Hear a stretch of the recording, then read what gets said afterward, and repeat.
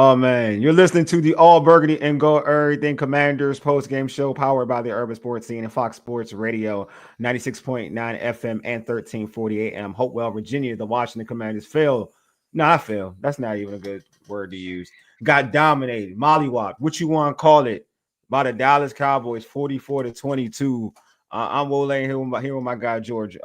Before we talk about this game, let's knock out some logistics. Hey, subscribe to our podcast on Spotify, Apple Podcasts, iHeartRadio, and other podcast platforms. Just search All Burgundy and Go Errrything.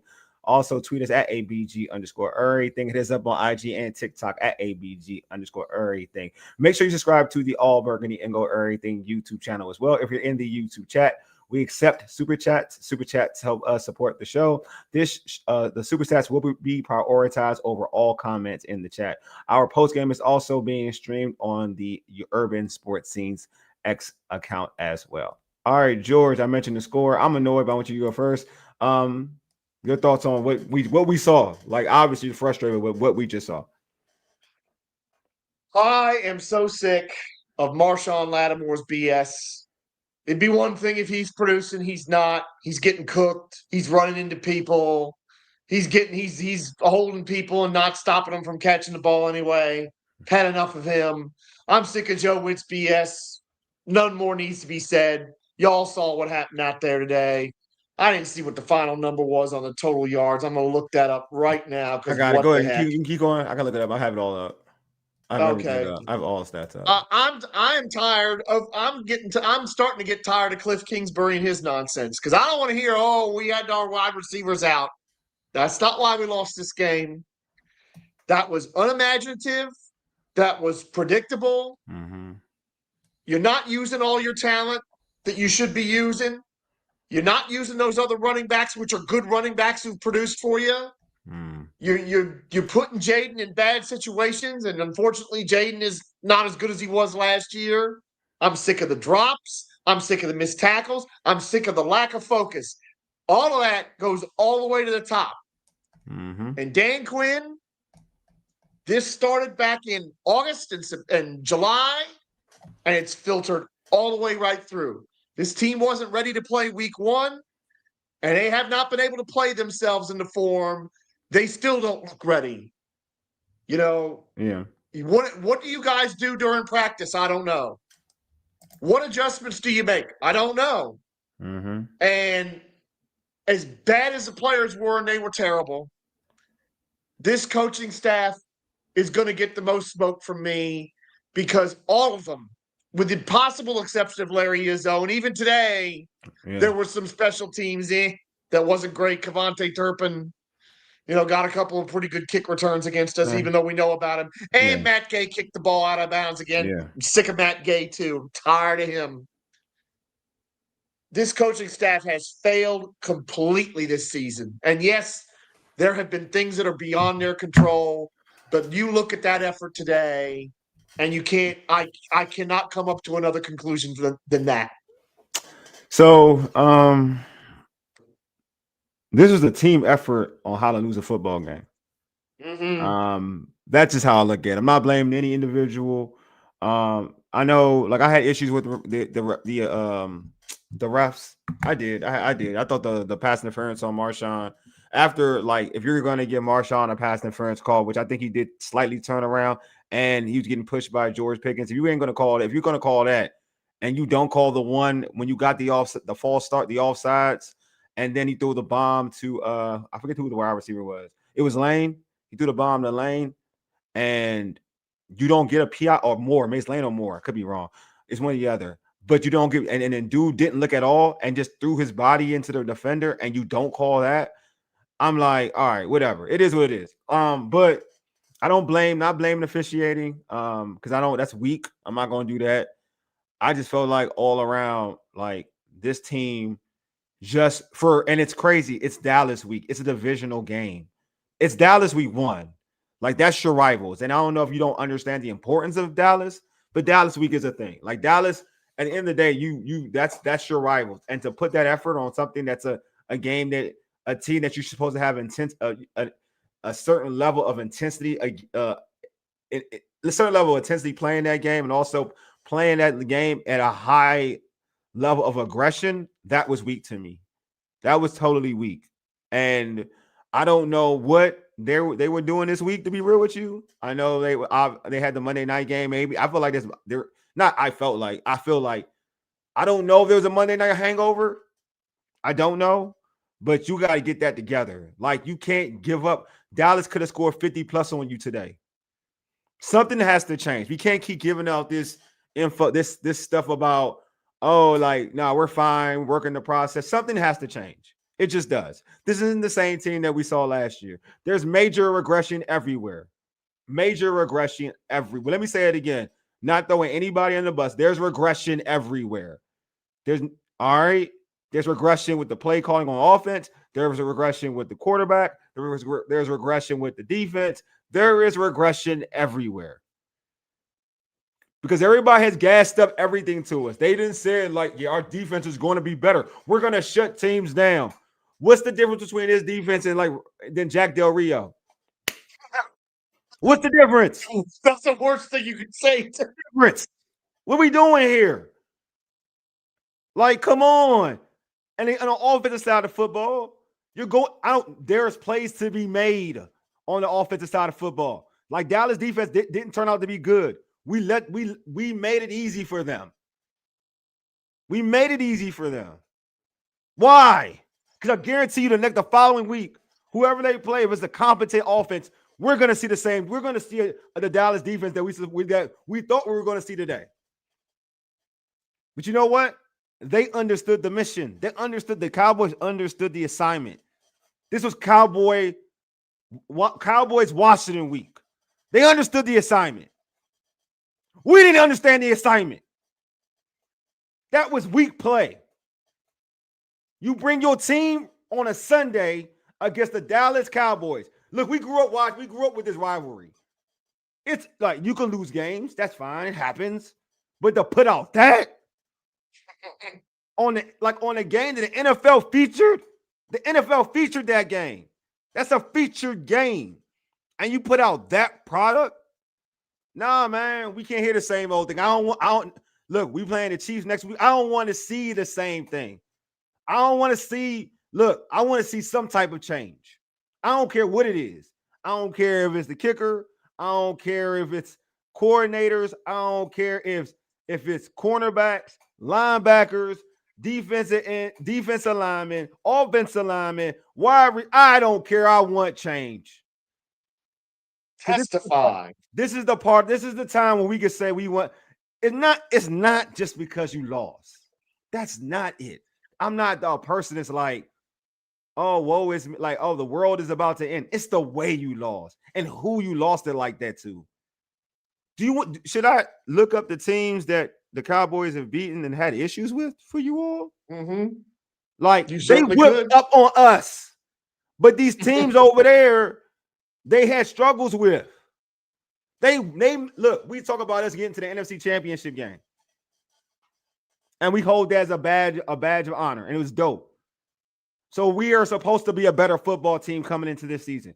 We just got beat 44-22 against the Dallas Cowboys, a team that's trying to find their way this season. And their defense is one of the worst defenses in the NFL. Think about that. Our offense couldn't move the football against their defense. And we're going to blame our defense, and we deservedly so. Like, our defense is what it is. Let me say this again, because I've been saying it consistently. Our defense is trash. It is what it is. It's been trash pretty much this whole season. All right?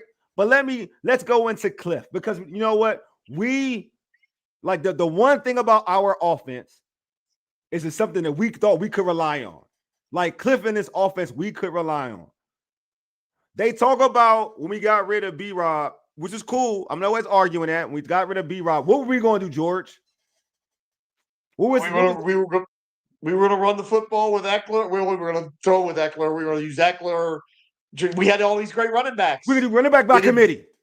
Yep. Why are you giving Bill all the carries like he's like you baptizing him like he's him right now? Why? Why are you putting all this on the young man?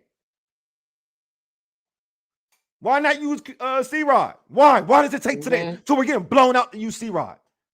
Why does it take so long to use McNichols when he was making plays? McNichols was making plays. Like, what are we doing? We talk about like Katie comes on this show and said in the off season and said she loves the running back room. They love the running back room. Why are you wasting talent? Like, why? Why is that a thing? It's just annoying. It's very annoying, man. It's annoying. It goes to what we were talking about on Thursday. And I leveled this at Joe Witt, but it absolutely applies to Cliff Kingsbury now. They're not maximizing their talent at all. Neither one of them. Yes, and yeah, I'm going to go get to this too. But go ahead. Yeah, I'm going to get to this too. You're right. I've been no safety help. Look, I've been trying to look out for Quan Martin. Nah, man, gotta be on the bench, buddy. Just not doing it. You're not doing it right now. Look, man, I can admit when I put faith in somebody and ain't doing what nah, man, you ain't doing it. You ain't doing it. So this it's frustrating, man. I ain't gonna lie to y'all. It's how you lost. Exactly, Paul. It's how you lost. No more primetime games for us after this season. Better not be. Playing like this, better not be. Because it goes back to this, like, and Paul said this, and I'm gonna put the link in the chat so folks, if y'all want to go ahead and vent. But Paul has said this, like, this team's gone Hollywood. You know what? When he said it first, I was like, I don't know. I think Paul is right. This team may have gone Hollywood. They've been feeling themselves. I said it last week. Need the running back. But yes, Deluxe. You're right. Yes. Look. Yes. Look, it's okay. Look, we all like Bill's dynamic ability because it's there. We see it. But isn't it possible that teams have it's 2 straight weeks where he's not getting you like 3 yards of carry. He's pretty low. So we can't use the other individuals?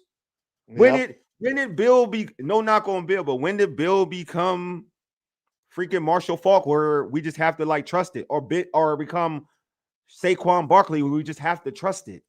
When you got guys in the backfield who are productive.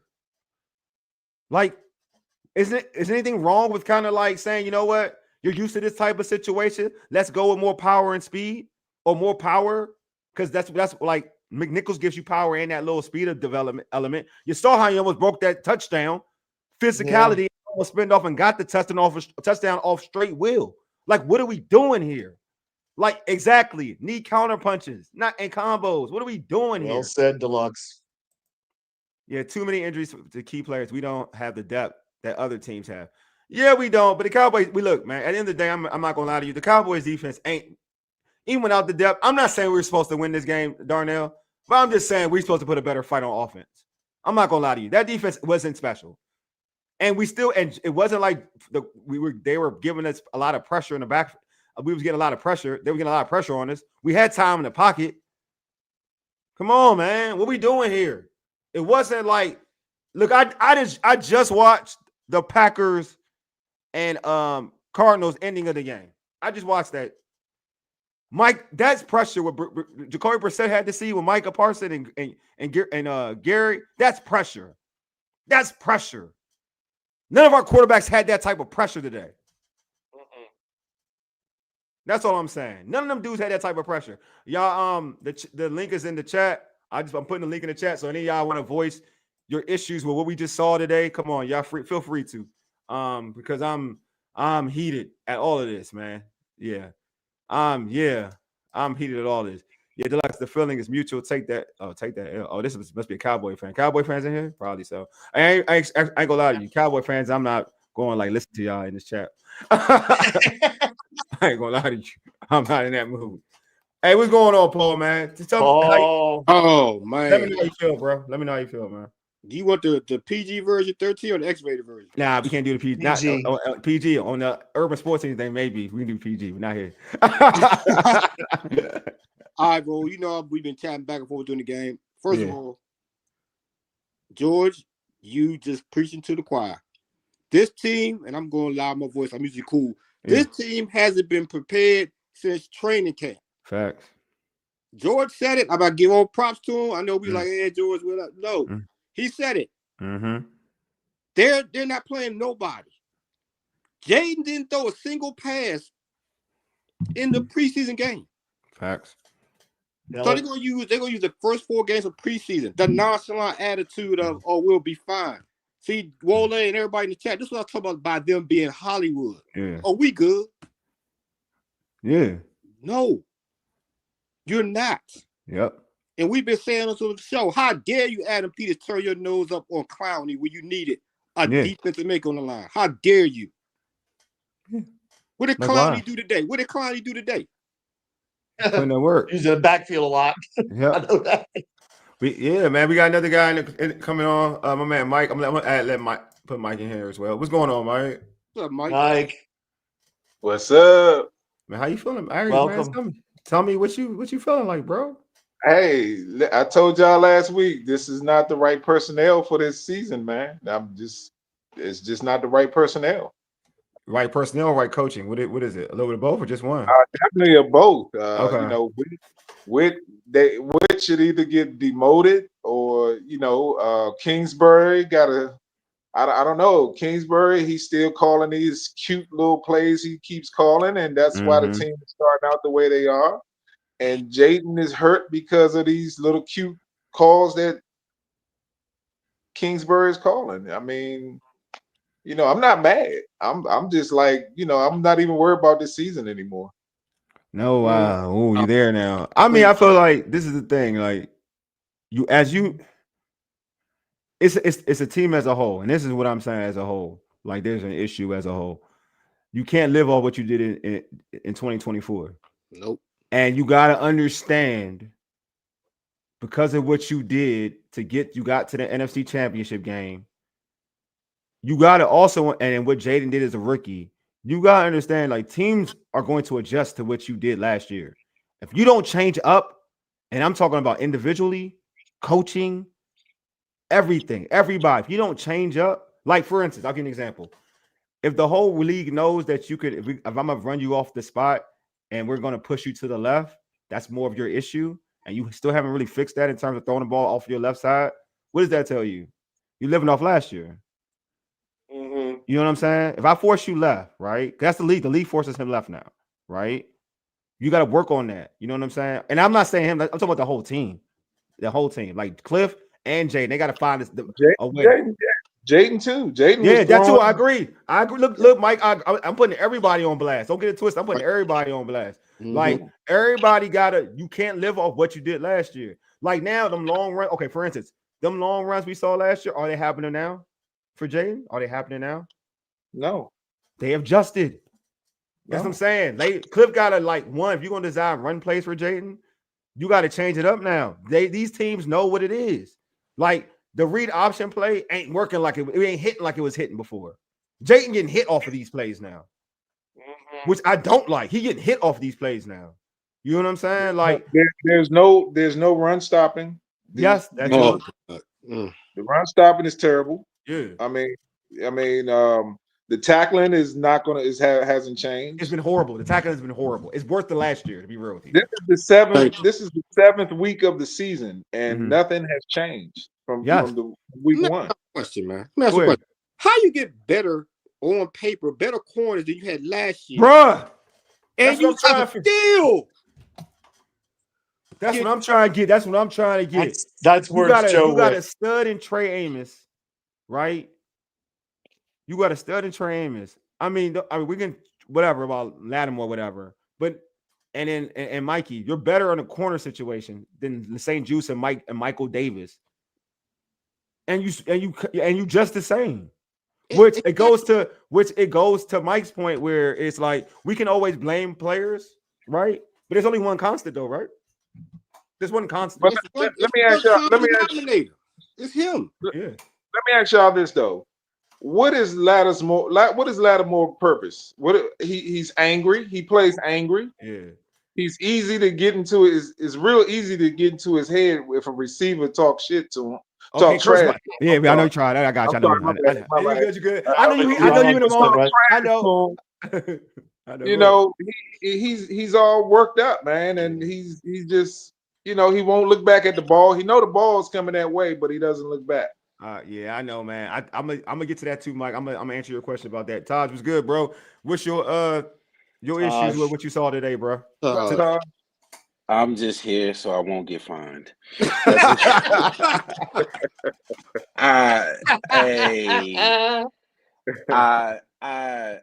Whoa.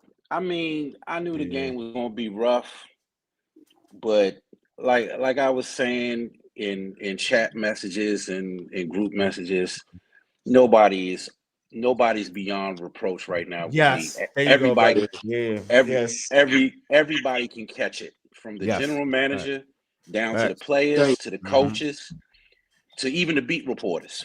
Because some of the beat reporters were selling, this team, and I'm not going to name names. I know you. I got you.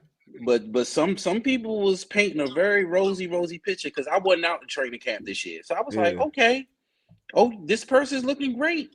Yeah, they looking wonderful. I don't see wonderful on the field. I can't wait to see what the question is going to be at the podium. I can't wait to see what the reporter's going to ask. It need to be addressed. What needs to happen is they need to talk about how they have this characteristic of when they're not going good. They're easy to give you 40, 50 plus.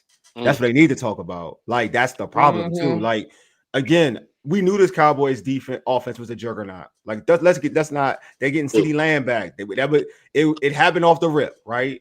They happened off the rip. Big play by CeeDee Lamb.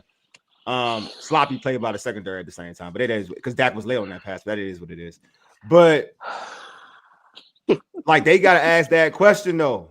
They gotta ask that question. Like, yo, your defense, you're giving up a lot of points, and you're giving up, and you're starting it off already this season. The Atlanta Falcons weren't a juggernaut offense till they played you, and you gave up big work against them. Like, it's got to get to a point where that has to be addressed. Like, the Green Bay Packers could have scored 40 if they wanted to. They played with us. We were like the child's meal to the Green Bay Packers, to be real with you. Like, if you wanted the games that we've lost, we've been dominated. Right. That's the issue. So you can't come, and this is my thing. You can't come from Paul said, dude, you got better at certain positions, and they did. You can't come from going to the NFC Championship game. I'm not saying that you got to look like world beaters. That's not what I'm saying. But you can't come in here getting dominated. You got to look like a solid team. The Giants look better than us right now. Real talk. I don't care about wins and losses. They look better than us. There are so many teams that just look better than us. You can look at the record and say, they're 3-4, and that's whatever. But we were talking about who is competing on a night-to-night, day-to-day, Sunday to Sunday, Monday, Thursday, whatever you want to call it. These teams look better than us. That is the problem. Playing better. Playing way much better. Because they're consistent. You may play the Kansas City Chiefs. That's a good team. But it don't matter. Like, that, a certain team, the Giants competed with the Kansas City Chiefs, with Russell Wilson. Like, you can, as long as you get into a game and compete, I'll take that than getting mollywopped easily by any of these squads. Like, you can't get dominated and tell me, you know what, they'll fix it. You're getting dominated. All through all the games that we're talking about that they've lost, and we come here complaining, being annoyed about, they're not really in the game. They're getting dominated. Atlanta was, we knew, like, we were scoring whatever. We scored back and forth, backup quarterback, whatever. But they did whatever they wanted to against us. Thank you. You know what I'm saying? They did whatever. Sorry, Chicago, my bad. Chicago beat us, whatever. That's the only game that whatever. But, like, most of these games, we've been dominated. And in the Chicago game, we beat ourselves. So, like, that's my issue. It's like, I don't see the same team, the same level of intensity that I saw last season. Last season, there was a sense of swag, lack of a better term. There's a sense of energy. Like, they just believe they can come back and beat anybody, even if they fell down. Like, that's why the Chargers game got me amped, because I feel like we were getting back to the old, what we did last year. Like, that's what got me amped. But nah, we've regressed back to who we've been this season in 2025. Yep. You know, not ready to play. A team not ready to play. And question for everybody on here, like I said before, we've been, and I know you want to talk about it, I got to talk about it, get off my chest, man. Yeah, we've been talking about Witt since last year. I know we have. Game by game 6, we're like, all right, this guy's philosophy is bad. I'm gonna tell you like this. I'm gonna say it again. He has no clue what he's doing with play calling. He to me is a DB coach, and he is not a coordinator. Remember, I told you laughed. Yeah. Well, you ain't laughed, Wole, but you said Eberflus is we just beating ourselves. True, but Eberflus got them guys playing with energy. I'm telling you, that energy ain't gonna be there next week though. Nah, but it was there today. Yeah, I'm telling it's energy when you allow it though. Like I'm gonna tell you, be real with you. Like this is what bothers me. And he probably, you're right. You know what? But also there's a sense of belief though, right? Right. That's when my you get a point. sense of belief. Well, what I mean belief is because you don't trust. Like a team comes in a situation, no wide receivers, this, that, and the other, and they feel uncomfortable. They're just comfortable, right? I feel like again, because I was watching it on TV, and I don't do the all 22. I don't care about that crap. But like, and no knock on anybody who does. But like just watching it on the TV, like off the rip, I'm looking at Jayden, and I don't know what's being told to him. Like off the flat, the receivers, the running back is already open off the flat, but he's hesitating, looking for something else, and he doesn't find anything, and then he throws the ball away. And I'm like, dude is already open. Just throw the ball. Just throw it. He's already open. Like they're giving you lanes to find people. Even Tom, when Jayden ran, even Tom Brady said it on the telecast. He was like, he had somebody open. He just said like he still got 5 yards out of run because he trusted him. He trusted himself running, which I'm cool. I said, and folks know I've said this in the past. If you don't see it, I'm cool with you running. If you don't see it, that's fine. I'd rather you do that than throw an interception. You're seeing something that you don't see. But I'm just saying, like, it got to get to a point where, like, this is my thing. You're playing a bad defense, bro. I'm sorry. I can't have 22 against that defense, and that's it. Knowing who I have as my quarterback. I have all trust in Jayden. I told y'all when I got 5 out there, 22 against a bad defense ain't enough for me. Because last year, what we talk about? Last year we said we thought we could score against anybody, any defense. We don't got that look no more, man. Yeah, but don't you think we should have had the energy? We should have had the energy when we got that 2 point. When we did that 2 point on them like that. Yeah. When we got that back, when we tackled that running back, when Deron was amped, because Deron was amped. Deron was amped. Where was the energy after that? All right, I'm gonna tell you what I was mad. I'm gonna tell you why. Like I'm gonna tell you where I got mad with that too, because I said it in the I was chatting with Paul and Untouched. Why are we chasing points? Oh God, ain't it the truth? Right. First quarter. We scored a touchdown. Why are we going for 2? Why are we chasing points? Off the rip, you already showed me how scared you are. If you want to keep it a bean, you already told me how scared you are. You got the touch. You got the lead. You up. Why are you chasing points? That is so true. Like why you like that's what I'm saying. Like you up now. Deron make a great play. You told me you're right, Mike. Momentum. Deron makes a great play.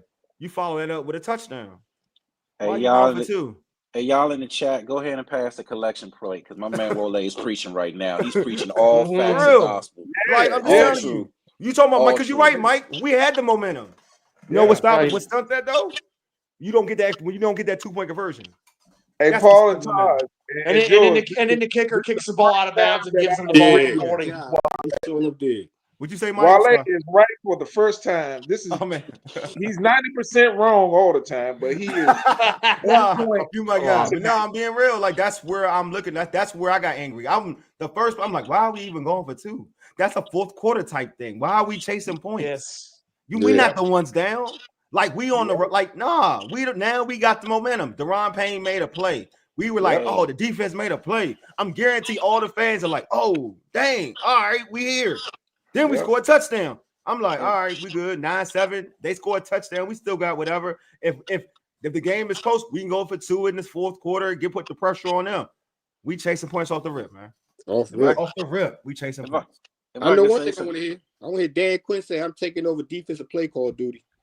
At this point, I ain't even got faith in Dan Quinn, and this is where I'm jumping in. Go ahead. Go for it. This is where I'm jumping in at. Good. Exactly. Wole, you said something that was true, and I thought back to the Remember the Titans movie, when one of the famous quotes was "reflection of leadership." And you said that the team is playing scared. You said in the chat that it looked like Jayden was playing uptight. Yeah. Quinn doesn't have the same. I don't know people reading their press clippings from last year. Everybody talking about how this person could be the head coach, this person could be the MVP, and all this other stuff. But Quinn does not have the same energy that he did the first year. He's to me, he's coaching. He's coaching with scared money. It's like 1 minute you're not going for 4th and 3s, and the next minute it's like he's panicking. It's like it's no method to the madness anymore. And I think it's translating down to the player. Well, first to the coaches, and then it's translating down to the players. Yeah. So the knock on Quinn has always been pressure bust pipes. Yeah. Nobody ever questioned his culture and acumen, but a lot of people question, like going back to the Super Bowl, that Quinn's MO is he cannot handle success. And that he tends to fold when he starts to feel expectations getting big. So once people start talking about, and I was one of the few people that was kind of raising my hand during the all season, like, let's slow down with the MVP talks and the Super Bowl talks, because A, we all know that the players got to mesh. And then B, to be honest with you, I wanted to see how Quinn was going to coach with prosperity. Yeah. And the very first game against the Giants, and it's carried over to this game, he has been coaching too sporadically. Like 1 minute, he's not going for 4th and 1s on the 40-yard line, the other team's 40. And now, like you said, this game, he want to chase points. It's like, nah, it's like now it's like either you hearing the crowd or you hearing the fans and you responded to it. But it just goes back to before, man. I was just so frustrated. I don't. How about this, y'all? How about this, y'all? Where was the vets? Like Bobby and them? Like Bobby? Yeah. They watch. They watch. Lou-Lou. Look, I'm gonna be honest. Lattimore. I'm gonna be honest with you. Hey, Mike, I'm gonna be honest with you. Everybody knows that has ever played sports on this panel. Yeah, you can have a veteran, you can have a senior, you can have a whatever player on the team. But if you know he's washed, nobody listening to Lattimore. Nobody listening to Bobby if he's giving up 30-yard flat routes and stuff like that.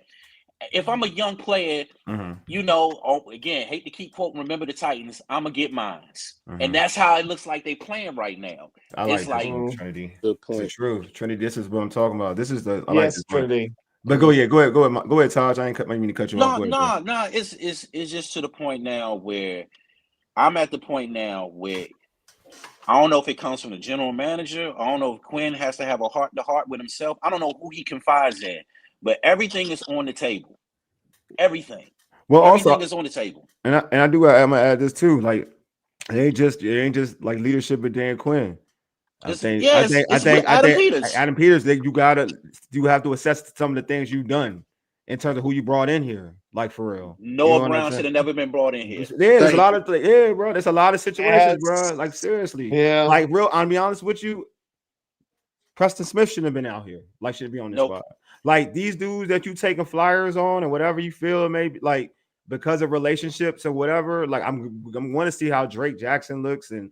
Obviously, Traylon Burks, and he think he'd be fine. But go ahead, Taj. I don't mean to cut you off, but I'll be honest with you. And I'm a big Kinlaw fan. Yeah. If Kinlaw is your best off-season move, you had a terrible off-season. Facts. Facts. Well, no, I'll take that back. Maybe the Tunsil. I'm blanking out. I know you're talking about. Tunsil was great. Yeah, that was the best. That was the best move.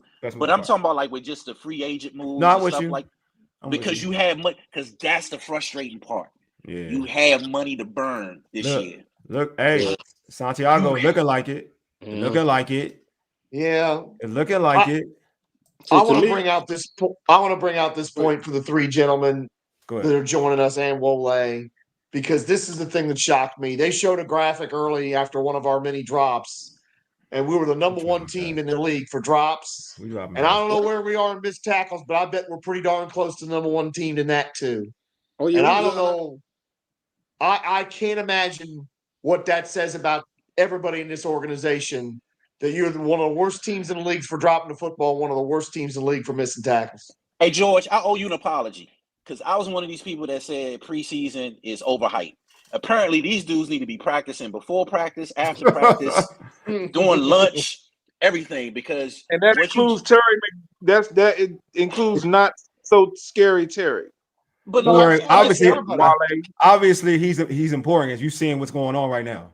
But obviously, if you're not watching, stay down. Even with Terry, we still not going to win. No. Obviously, you see what why they playing man before a reason. Obviously, you see why that like Debo and Terry was needed. They were playing man coverage with the corners, the receivers we had. That's how, but that's how, and they've been, and they're, hey Mike, they're a zone team. That's how disrespectful they were to us, dog.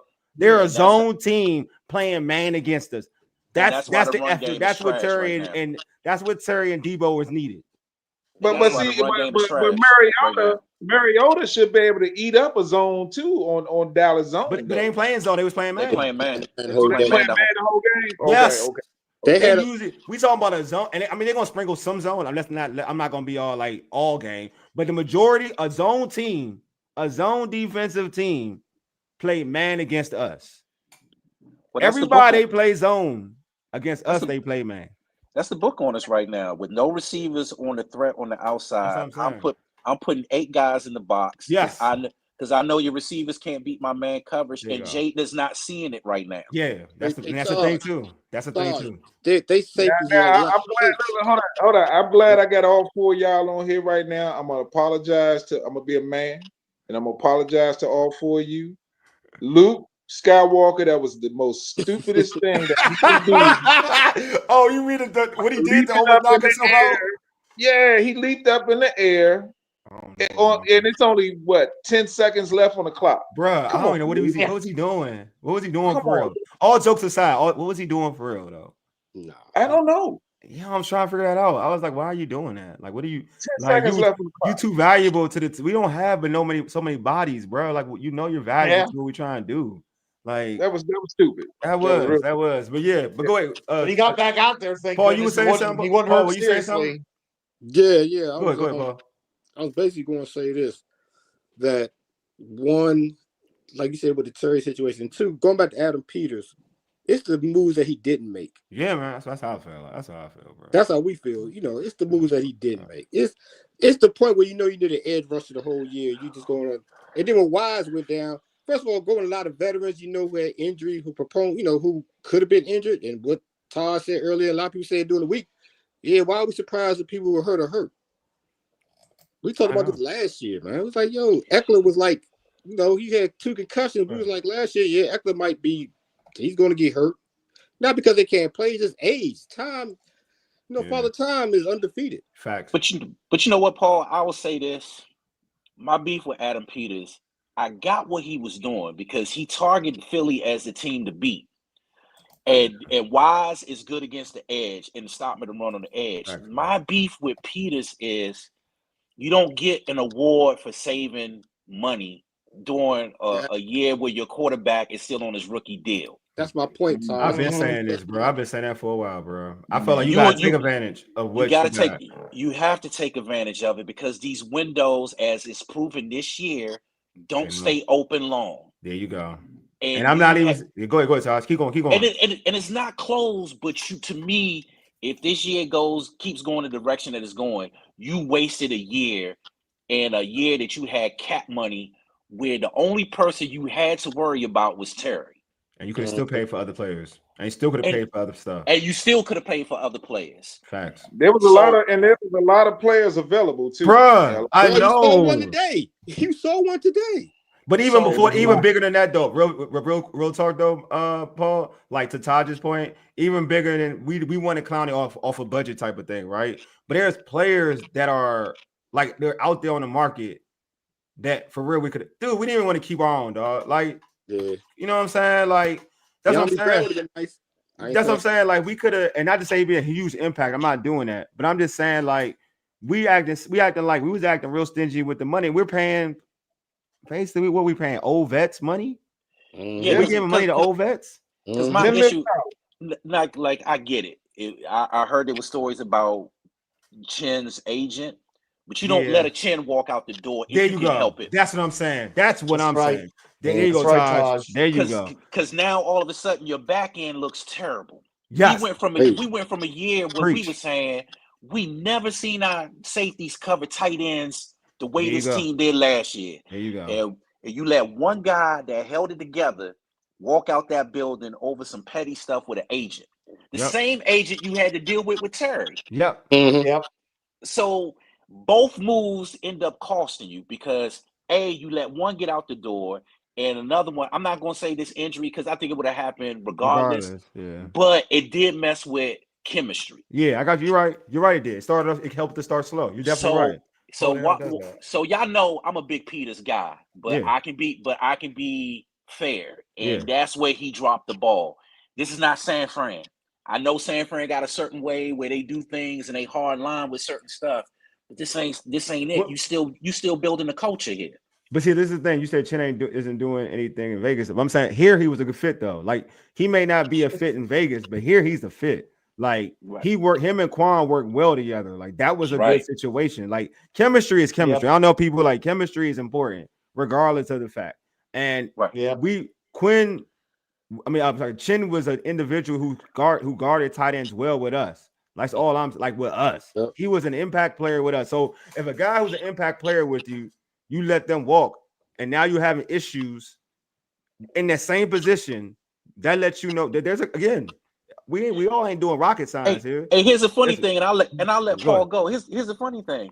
For what they paid Harris and for what Chin signed for, you could have signed both of them. There you go. Facts. You could have signed both of them. Facts. Yeah. But we didn't get beat we got beat like a drum. Not last year. Look at the stats. Not last year. Last year we were not getting beat by tight ends. Hey, look, let me ask y'all a question. Let me ask y'all a question on defense.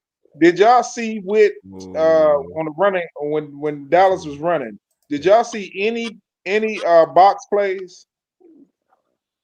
When he botch plays? Oh, botch? Yeah, when they put him in the box to stop the run. Oh, I saw it early. I to be honest with you, because that's how they got the safety. They put everybody up in the box. Yeah. But by that time, Mike, it was getting beat over the top by that time. But see, that's why he took everybody out the box, because Dallas, their coordinator, and again, I'm gonna get on Cliff in a second because I think Cliff read his press clippings. Their offensive coordinator said, "Okay, Cliff's been good, but not this game." But no, he's talking about Harris. He's talking about Harris has been good. But he's hurt though. Okay. Harris was good. Harris has been good. Yeah. Good. But what Dallas coordinator did, Schottenheimer or whoever's called the plays for him, Schottenheimer calls the plays. Once he saw that them jokers was crowding the box, off the rip, Pickens across the middle, Pickens, Lamb across the middle. Our DBs are tripping over each other. That's so wild to me. Three Stooges for real. A lot of more taking Martin out. So as a defensive coordinator, I'm being fair. Yeah. I'm not just defending Witt. If I see that, I'm sitting there like, okay, I can't put 8 or 9 guys in the box because my corners are tripping on their feet. The safety is tripping over them. I got to put them in some type of zone or coverage. Mm-hmm. My beef with Witt was, if you're going to play coverage, you need to send somebody like every other play at this point, because Dak's, he's too good. To give him that much time. Yeah. Let's take the Dallas hate out of it. Dak owns us. He is undefeated at home playing us, and he has career years playing us every time. Go ahead. Keep going. You have to blitz him. So to answer your question, Mike, they was in the box early, but after they saw Pickens, now granted, some of them, they need to call some of them PIs against Pickens. Man, he was pushing off. That dude was pushing off. Hell's not pushing off, bro. But once the D coordinator saw that, they went right back to coverage. Yeah. And then that's when they started gashing us up the middle and on that off the tackles. And folks, feel free to links in chat. Feel free to jump on. I'll add another link in there. But yeah, I want to respond to like Deluxe. I won't say better because on tight ends, I don't know about tight ends, but I do. He is a good cover. Like I'm not gonna say Harris was good. We do miss Harris, but Chin was good. Like I'm not gonna like. We're not gonna. What I'm not going like Chin against wide receivers. Yeah, I'm not saying he was like the greatest safety against wide receivers, but covering tight ends, he was really good. Like I'm not backing down off of that. Now, which you want to say who's better or whatever, that's fine. If you want to go that route, but Chin was really good against tight ends. Zach Ertz used to say it all the time. And Zach Ertz said it all the time. Like Chin was pretty good against tight ends. Look at his rating. I would if you put folks want to argue, I would go look up his ratings against tight ends last year. Or how about this, Deluxe? How about if we had Chin and Harris, you can pull Wagner out and run a dime package. What they call that Buffalo nickel. Yeah, whatever they call it. You put Chin at the Buffalo nickel, and then be like a line. Yeah, that's what, and that would work too. Yeah, because he's a physical. Because guess what? No running backs beat us in the flat last year. That too. Not like this. That's another point too. Because we had the quote unquote Buffalo nickel. Now, just imagine if we had. How about that? How about that defensive call that that play on Dak that they got a penalty on when you mean the personal foul? That was a terrible call too. That was terrible. that was a bad call, man. Yeah, like I It don't. was, but remember there was another penalty that they still wouldn't have sack still wouldn't have counted because they called an illegal contact on Sanders still down the field. Yeah, I like. I'm gonna ask this for the folks out here. Angel says, asked, is it time to cut Lattimore? Yes. I'll say cut. Yeah, I wouldn't say cut him. Cut. You got like Hey, trade him. November 4th is the trade deadline. We need to trade him. Can he play safety? Nobody's trading for him. Can he play Trust safety? me on that. Hey, well, I asked that question about 3 weeks ago. I know. Now, hey, Paul, I think you may be on to something. Can he play safety? Yeah, can he play safety? For real. For real, dog. No, because I don't think he has the range to play safety because he plays too flat-footed. Hey, Taj, he can't play safety. He on special teams for me. Then I got to put Mikey on the outside. Yeah. I got to put. My problem with Lattimore. My problem with y'all got to blame Peter Adam Peters for making that move. Yes. Look, at the time, we thought it was good. It was an acceptable thing to do because we knew we were going to struggle in the back end. And remember, when he was traded at the time, it was as much about this year as it was the previous year. Yeah. But that move's totally busted. To Mike's point, we're gonna go in the moment. We all felt it was a good trade, right? In the moment. But most people, I'm gonna say most people. Let me be fair. Most people. But if we look at it now, that trade is trash. I'm not gonna lie to you. We gotta look at it now. Yeah, it's trash. But to answer the question, I don't know if you would cut Lattimore now. Nah, that's too. You gave up. No, you can't cut him. You can't cut him. You can't cut him now because I think it'll do two things. I think it will send a bad message to the team. Mm-hmm. I think it will because it's almost like you're putting up a white flag to me, like you giving up. And then number two, how about benching him, Taj? Yeah, that's fair. Yeah, that's fair. You can bench him, but the cut him. I think the question was to cut him because if you cut, then the final thing is if you cut him. Let's be honest. I think Wole always mentioned this. People's reputations is at stake, and if you cut them now, that's a lot for somebody to admit to that made that move. And especially to be real, that too, and with Adam Peters, and then also there's a locker room trickle down effect because there are folks in that locker room that like the dude a lot. So you know how that's going to look too. And Mike, to answer your question, to solve the problem, you just put him on the bench. You put Mikey on the outside, and you put JJ in the slot. Look, you do what you did. Look, you know what? You talk about competition, right? Who got benched on the offensive line? Who got benched? Coleman. Exactly. I mean, they showed you precedence already. I think if they're not happy with Lattimore, they can walk up to him and say, you know what, dude, you've tried your best, but teams are attacking you. We may have to bench you. Or we'll put you inside. You know what I'm saying? You know what? I will be honest. For people that want to cut Lattimore, that might be the way to do it because he strikes me as a guy that don't take benchings too well. Yeah, that's possible. He might become a cancer, and then you can cut him. If you could justify cutting him. But I feel like I'll say this much. Like, you know who you are. Like, if you ain't playing well, you know who you are. Mm-hmm. And I feel like when you're starting to play poorly, and I'm not gonna be like everybody who gets like the pass that Dak threw on that sideline. That was a perfect pass. That was perfect coverage. I'm not gonna be the person to be like that's Lattimore again. Nah, dimes are dimes. Like when you throw a pass, I'm draped over you, and you put it in a spot, then nobody's gonna put a spot. I'm not gonna be that person. I'm never been that person. Like the quarterbacks get paid too. Like now, if you getting burnt, that's a whole different thing. Like I'm like, damn, dude, come on. But you weren't burnt. That was a perfect pass. But on the PI and all the others, I'm with y'all on 110%. I think one of the PIs was kind of BS. But I get it. I think George had a great point about 2 or 3 days ago, and I think he was making it with Mikey, but I think you can see it with Lattimore too. Mm-hmm. He strikes me as a guy, if he doesn't have success early, he is totally taking out the game. Like by the third quarter, I'm watching him on the sideline throwing helmets. He's pouting. At one moment, I thought he was crying. I'm like, dude, I need you to get it together if you're gonna be one of the veteran leaders, because that trickles down especially to the young guys like Trey Yeah, Well, I I agree. think Mikey different. I think Mikey. Don't care. I He think don't his care. confidence can. Yeah, he don't He care. don't care. But He don't care. Mikey bounce back. He don't be caring. Right. It's young ignorance. It's like that's what I call it. It's trying to put the subtle way to do it is to say, hey, Lattimore, guess what? Trey's gonna become number one receivers now. You kind of slowly do that with a person. But they don't even, but he don't follow, but they don't follow. Right. They don't follow. Oh, They don't follow. That's Nah, what like they did in the beginning. They did in the beginning with Lattimore, and they stopped doing that. Because they don't want you to see that they're going man. Like they rather it be a disguise. So they don't have nobody follow. They're getting beat regardless anyway what they do. You might as well start following it. I don't know. That's the whole point. Joe Witt's not going to try something different that could help these guys.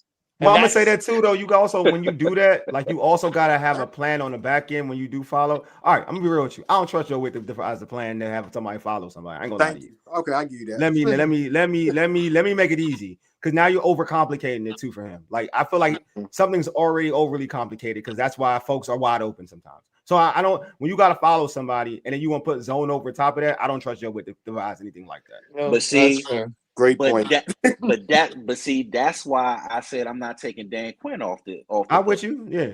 Because if Dan Quinn is supposed to be this defensive guru, I find it very negligent if you leave a guy who's his first time being a defensive coordinator to his own devices for 2 years now, with data to show that he is over his head. All right, I'm gonna ask this question to you though. Do you think we've kind of overrated Dan Quinn's defensive paralysis? No. A little bit. No. Yeah. That's hard to say. Well, that's hard to say. No. I'm talking about because Dallas. When he got to Dallas, that defense was terrible, and he turned it around. All right, let me change. What reason I say that is Quinn got bad personnel. His personnel is not right for the defense that he's playing. Well, let me say this though. The reason I asked this, right, George, I'm glad you mentioned Dallas. Like, because I think his first, like, Seattle's a different beast, right? Because Seattle was talented. It's a different beast. I think he did a great job though. I think he's a good defensive coordinator. I'm not saying that he's not. I'm just putting the question out there because you mentioned Dallas, right? Year one, he was phenomenal, right? But year two, what happened? They started tanking. They started going down. They couldn't stop the run or anything. And his last year, that's when they let him go. He wasn't. But you know what? You bring it up a great point. Now that I'm thinking about it, I think he is overrated. I'm asking. I'm not saying he is. I'm not saying he is. No, I'm just saying. I'm putting it out there. I'm just putting it out there. God, I mean, darn it, I'm saying he is now because you know why? Because Pete Carroll was a defensive guy. He put that Seattle defense together. Yeah, he is a defensive guy. Pete Carroll is a defensive guy. That's true. When he went to Atlanta, Atlanta's offense is what got them over the top. The first year, yeah. Then they were a solid. They were a good defense. He had some like the year they got in the Super Bowl, their defense was decent. And they no, what I'm saying. Yeah, it was good. It was good. It's like this is my point now, because we're talking about what Todd is saying. What Todd is all right. Remember, I talked about there's levels to this. Just no disrespect, there are levels to this. Because Todd said he's not guru. One of them ones. He used the term guru. That's different. Right. That's a different level. Right. That's what I'm saying. If you use the term guru, that means when I use my term, mad scientist. Now, is he a mad scientist?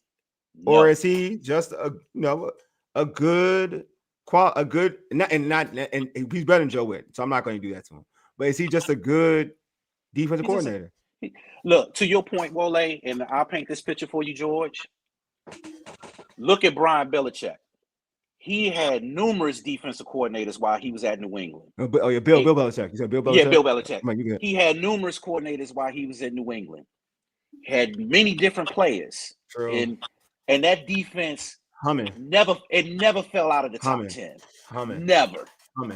That was the one constant, them and Tom Brady. As a matter of fact, yeah, but he was converting offensive coordinators. He had Pat, whatever his name is, playing offensive coordinator, defensive coordinator. It was like to him, he didn't matter who was his defensive coordinator, because that side of the ball was going to be legit.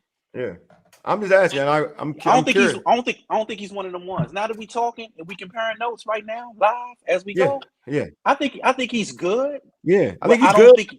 I don't think he's one of them ones. Yeah, because to your point, you always say like. Because the reason why I ask this, because you make very valid points anytime we do these shows, and if I get on like my Joe Witt, bashing fee, right? And you'll tell me, like, well, if that's the case, Wole, then Dan Quinn need to step in and help out. Because since he's really good with defense, and I started thinking to myself, all right, he should be helping out. Well, case in point. He should be. I ain't mean rush you, Wole. Yeah, go ahead. Go ahead. Who was that? Who was that anorexic looking receiver out there with the afro? Yeah, oh, that's chosen. That's chosen. To your point, though. All right, so we said Dan should help out. All right, so Dan press conference after we lost. Who did we play before we played the Chargers? Falcons. Dan said somebody asked him, "What should we do more?" Dan said, "I thought we should stunt a little bit more." Well, he did say that. In the Chargers game, they stunted a whole lot more. Yeah. So he listened to him that game. Yeah. And Todd, you're my man, but I disagree to a point where, to me, Quinn is a good defensive coordinator, and I think he got good principles. And I'm a principle guy. You know what you get out of Dan. He just wants people to execute what you run. They ran a 4 zone. They ran that zone. What was that? The 4? What was that thing called? They ran a deep 4 zone, deep cover 4, or cover 4. Cover 4? Yeah. They ran. I mean, it depends on his personnel. I think Dan adjusts his personnel perfectly. And Dallas, they had a lot of ball hawks. That's why Bland was intercepted. Yeah, he run too deep. He run too deep in Seattle. That's what his thing is. Supposed to be too deep. Well, if I can retort my man Paul, my brother Paul, I love this. I would say this. I never said he was bad. I said he was good. He said he was good. I just don't think he's next level and this is the reason why. Right. The great ones can adapt. They can, man. Go. They can. And they didn't matter if they was the coach or the DC. How can you sit there as a coach? I'll give you one game, but this has been going on for 7 weeks. I'm gonna give you an example too. Actually, let me give you a good, because I like the example, Taj, and Darnell. I'm gonna get to your question because I like that question too. But I'm a piggyback on what Taj said to a point. It's actually excellent. It's an excellent point. Coach Belichick, if you looked at when he did struggle initially, it would always be in the beginning of the season, and then what happens after like mid part of the season, he would like irons and kinks out. They lock in. And then that defense was one that like it'd be humming. So it's like to Taj's point, and the thing that's happening with Washington, we don't really see that in Washington, right? Like last year, we all had questions from the defense, regardless, throughout. Doesn't even matter but Jayden and the offense was so prolific and holding the football in terms of time of possession that we really didn't like circle on it. We all acknowledged like this team was horrible against the run. You know what I mean? And give explosive plays here and there because of, cornerback play. We would always put it on the cornerback play, right? But if you look at the pattern with those old New, because the old New England teams that in the beginning of the season, they didn't get worked in the beginning. They didn't get worked. And all of a sudden, like he changed on the dime, he was able to adjust. The good ones can adjust. They'll be like, you know what? Okay, we can't do this, but we do this really well. So let's just do this, right? So Bill, it may be, you know what? We can't play man, but let's be a bend but don't break defense. But when we get into the red zone, we know how to tighten up. That's what that's what when you got one of them, they can adjust to that. But let me go to Darnell's question. I like this question. It goes back to this. Are we going to slide down the standings like the Bears did last year after the Hail Mary? Oh, it's a good one because it's a tough schedule. We said it. It's a tough schedule coming up, and so it's not out of the realm of possibility that this team is 3-7. Someone, Kevin Nibley, said that in the chat that they could end up they could be 3-7 because you look at the next 3 games; they're all tough. You guys talking about Dan Quinn and put this question in my mind. If Adam Peters goes to Dan Quinn at the end of the year and says, you have got to get rid of Joe Witt, and Dan Quinn says, I don't want to do that, then do you have to fire Dan Quinn? I don't think I'll ever get that far. I mean, but the answer George's point, I agree. I don't think it'll get that far. But to answer your point, because now you're telling me as a coach, you're unwilling to adapt. Yes. And that's a terrible trait to have as a coach. Yeah. Is you rather be loyal to your philosophy and your boys when you see the ship is sinking. What's the definition of insanity? keep doing the same thing. Expecting different result. I mean, plus they got his other boy is out there too. So if he wanted to get his boy, another guy that he liked, Harris is out there. He's on another staff, so if he wanted to, I mean, yeah, that's the rumor that he wanted to get. That's Harris the dude he really wanted. He wanted Harris for real. And so George, you know what I mean. I'm gonna say George. If I'm Adam, I'm asking him about the bye week for real. Yo, you got to get rid of your boy. All right, let's keep the bang. I ain't gonna lie to you. That man is not getting fired, bro. That man is not getting fired. I'm with him, but I think Wole's right. Unfortunately, I don't think that man getting fired. Again, that also goes back to where we all started at the start of this conversation. What you were talking about, Wole, what all three of you guys have brought up and added to the points of this is that there's been this whole thing where people have been kind of reading their press clippings, drinking their own bathwater, whatever you want to say, because this complacency, because that's what it is. It's complacency that we're seeing from these guys, and as a result, this season is threatening to go down the pan because we're not trying everything to try to make this better. To me, this conversation kind of ties it all together beautifully the way you guys have been talking about it, because. I mean, how else can you explain that you're not any better at tackling and it's week 7? You're dropping the football still and it's week 7. You lack focus and it's week 7. I ain't gonna lie. What the hell is that? I ain't gonna lie. What in the hell is that? It's only complacency, and that's one of the most unforgivable sins in sports, really. I mean, this is one thing. One, there's a lot of positions they took for granted. You know what I'm saying? Like, I mean, and I'm gonna be real. When Terry was holding out, like you should have went in on trying to get receivers. I don't even care. Like I don't you should have did this. I don't feel like this whole I like what I have in my room. No, a lot of these dudes are unproven. I need somebody that I know that's out there that's probably done it before that can help these young dudes. You know what I'm saying? Not to say there was anybody special, but I'm not saying but a guy that you can trust. You know what I'm saying? You bring them in the building, regardless. Go ahead. Yeah.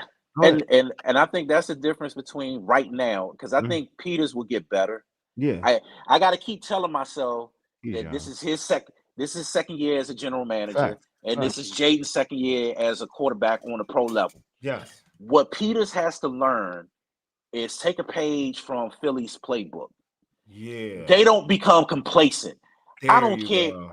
I don't care if they already got an all-pro at that position. If somebody's sitting there at the 20th pick, bro, they taking them. They taking them. Take your point further than that. There's rumors they're going to trade for Trey from Cincinnati.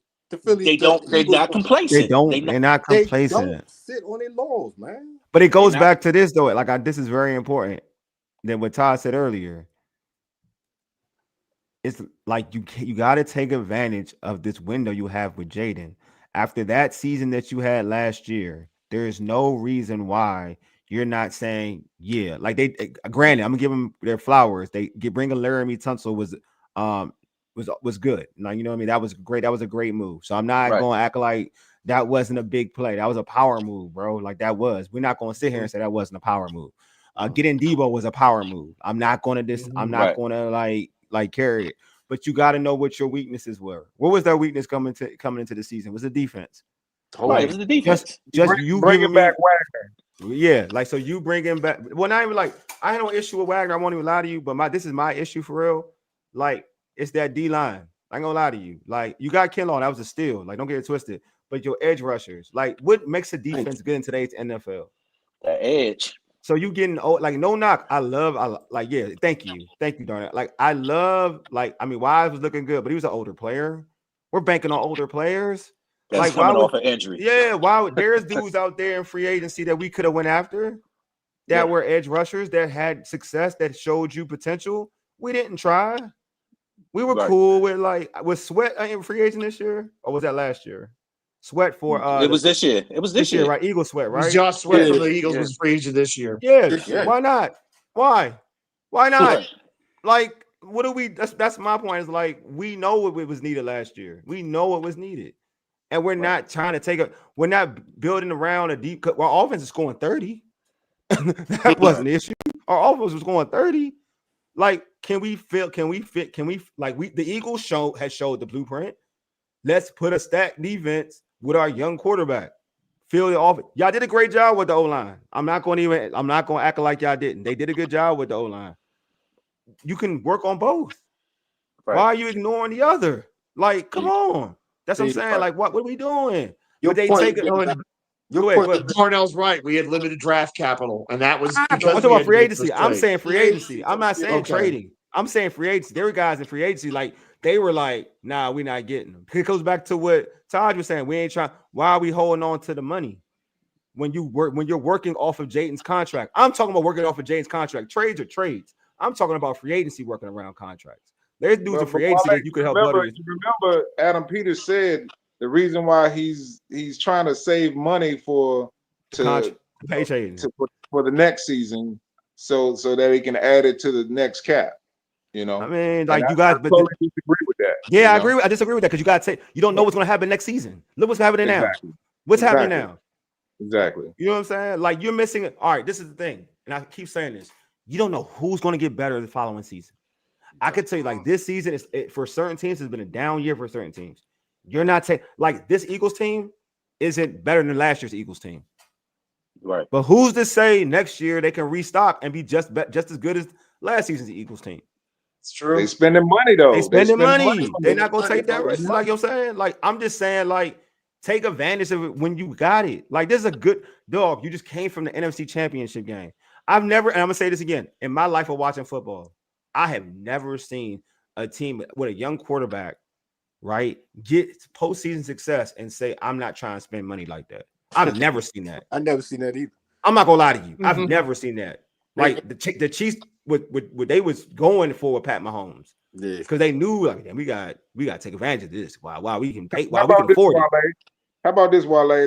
If Adam Peters or Dan Quinn with their philosophy about the reason why they're getting these vets is because they're getting the ones that got a chip on their shoulder. Yeah, we don't need that. We don't need. You got to produce. You got to perform. Like I get like again. I'm not. This is my thing about I don't blame the vets. Like this is the thing about the vet pickup because I got an issue with coaching with the vets. Like that's a coaching thing for me. Like I'm not putting Bobby in coverage. Like I'm having Bobby on rundowns. That's when I'm having Bobby do his thing because he's a tackler. That's what he do. That's what he is right now in his NFL career. I'm not putting him in like freaking coverage and so he can get to take advantage of him. That's just stupid to me. If it keeps happening, stop doing it. Like as a coach, stop doing it. You know, you see Bobby good at blitzing. You see Bobby's good at freaking getting like at run stopping things. When you got Kinlaw out there, Bobby's able to get there and get the tackle. So you know it works for Bobby. Now, granted, play action happens or whatever, but in certain packages, I'm gonna have Bobby out there. I want Bobby out there. I do personally. But I'm not gonna have him in situations where he's gonna go one-on-one with B. John Robinson. That's foolish. That's bad coaching. Right, like, no 40-year-old player should be an every down player. No, that's dumb. That's just dumb. Or having Bobby in the deep middle of a zone.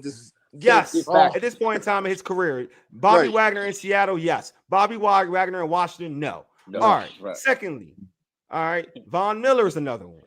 Why? I'm not saying Von go one-on-one and be Von Miller with the Denver Broncos. No, I'm not going to do that. Why? That's dumb. Why would I rely on an old Von Miller to beat somebody consistently?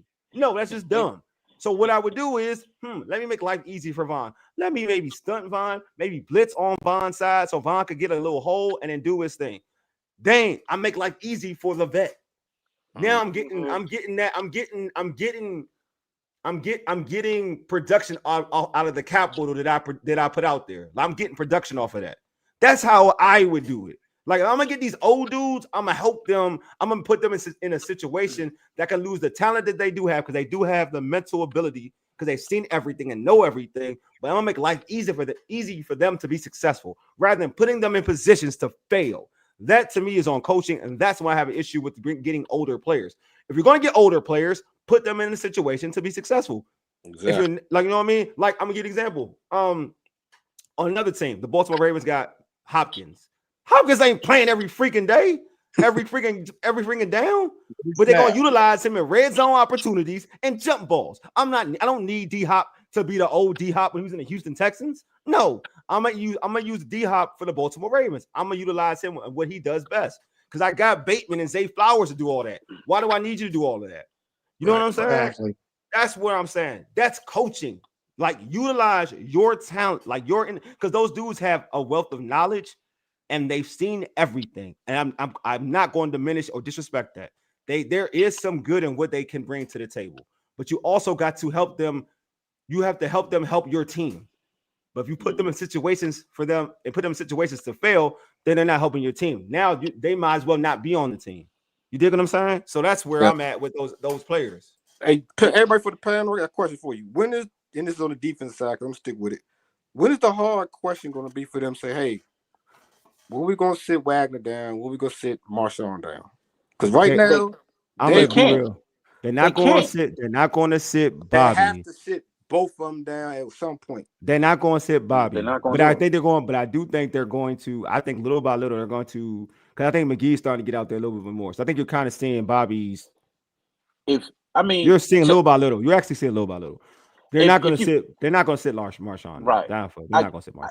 Here's what I say to you, Paul. If the coaches was like a coaching staff like the Patriots or the old, I ain't gonna say Ravens, because I think Ray Lewis made all those coaching staffs look great. But if you a smart coach, you do it tactfully, like Wole just said. Yeah.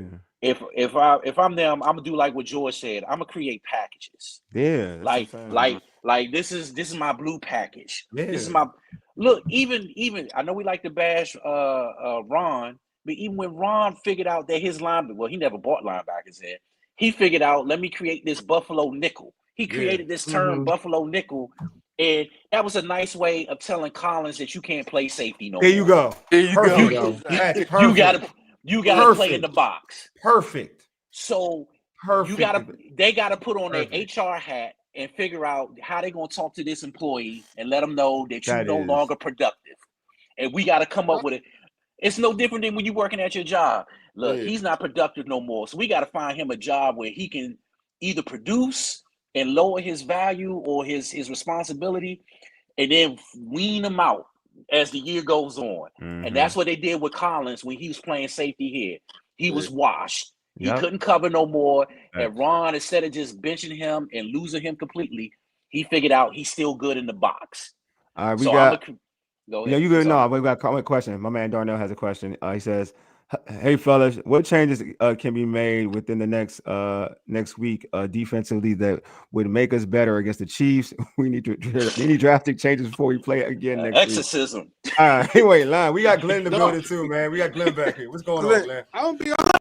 Yo, what's up, fellas? What's up? Glen with that question right off the top.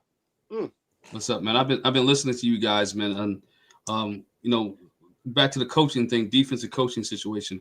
A lot of it is I don't want to say it's a scheme.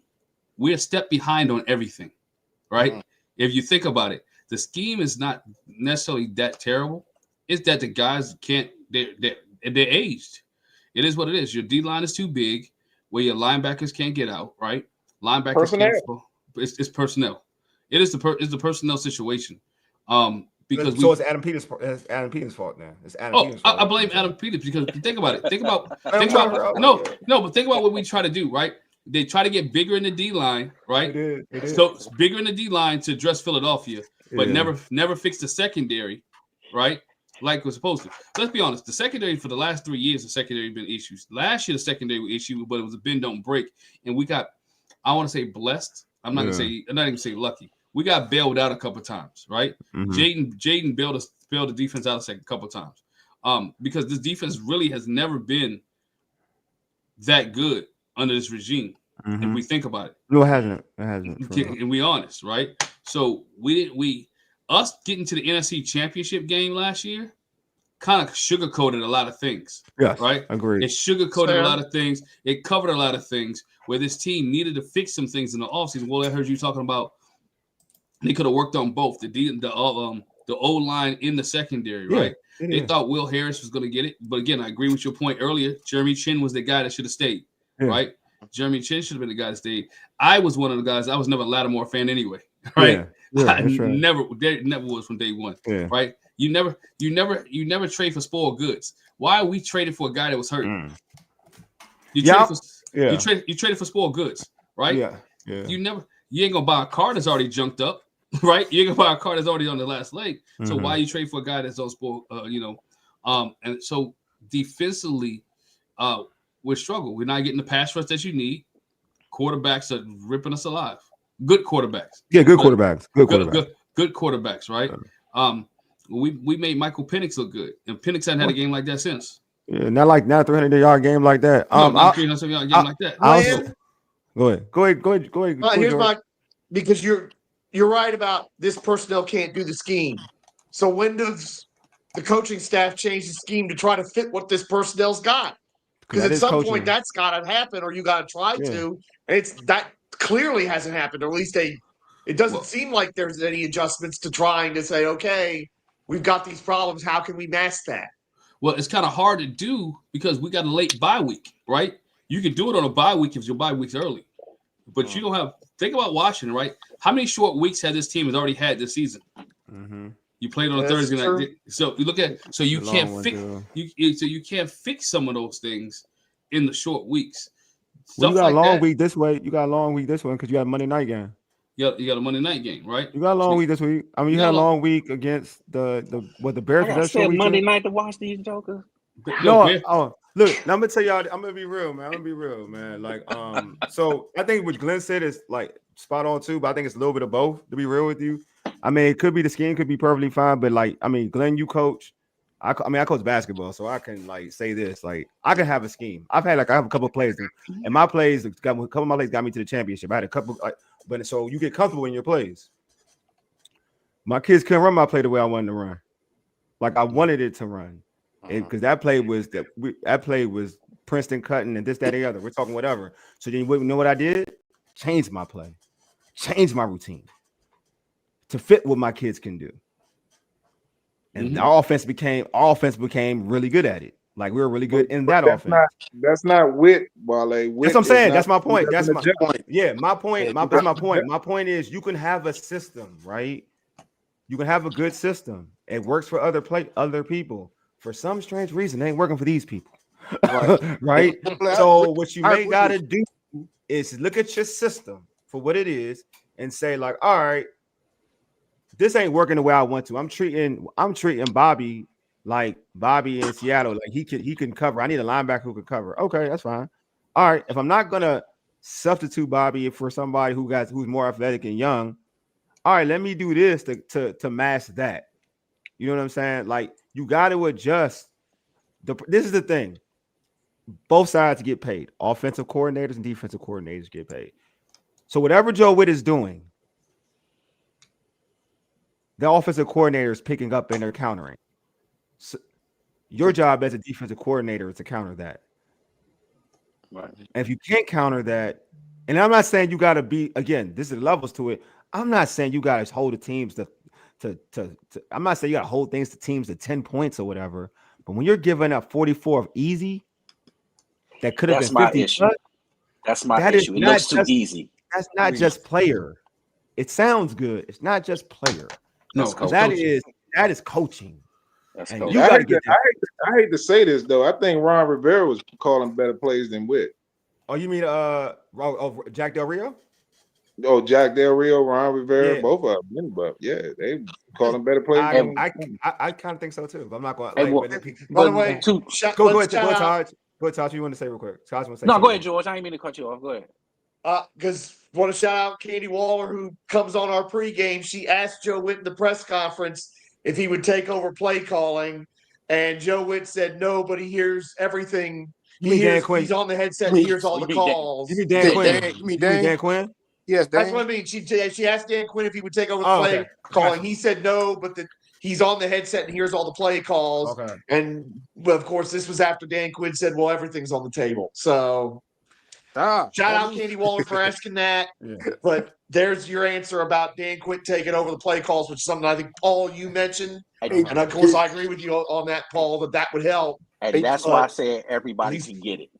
Joe, everybody, this is funny. I mean, every time I got to say this, I forget. I was downtown, but pregame, I asked the question to Candy. I said, Candy, you think that Witt could be on the shaky ground? You said that. Yeah, he did. That's right, you did. I said, you think he could be on shaky ground after this game is bad?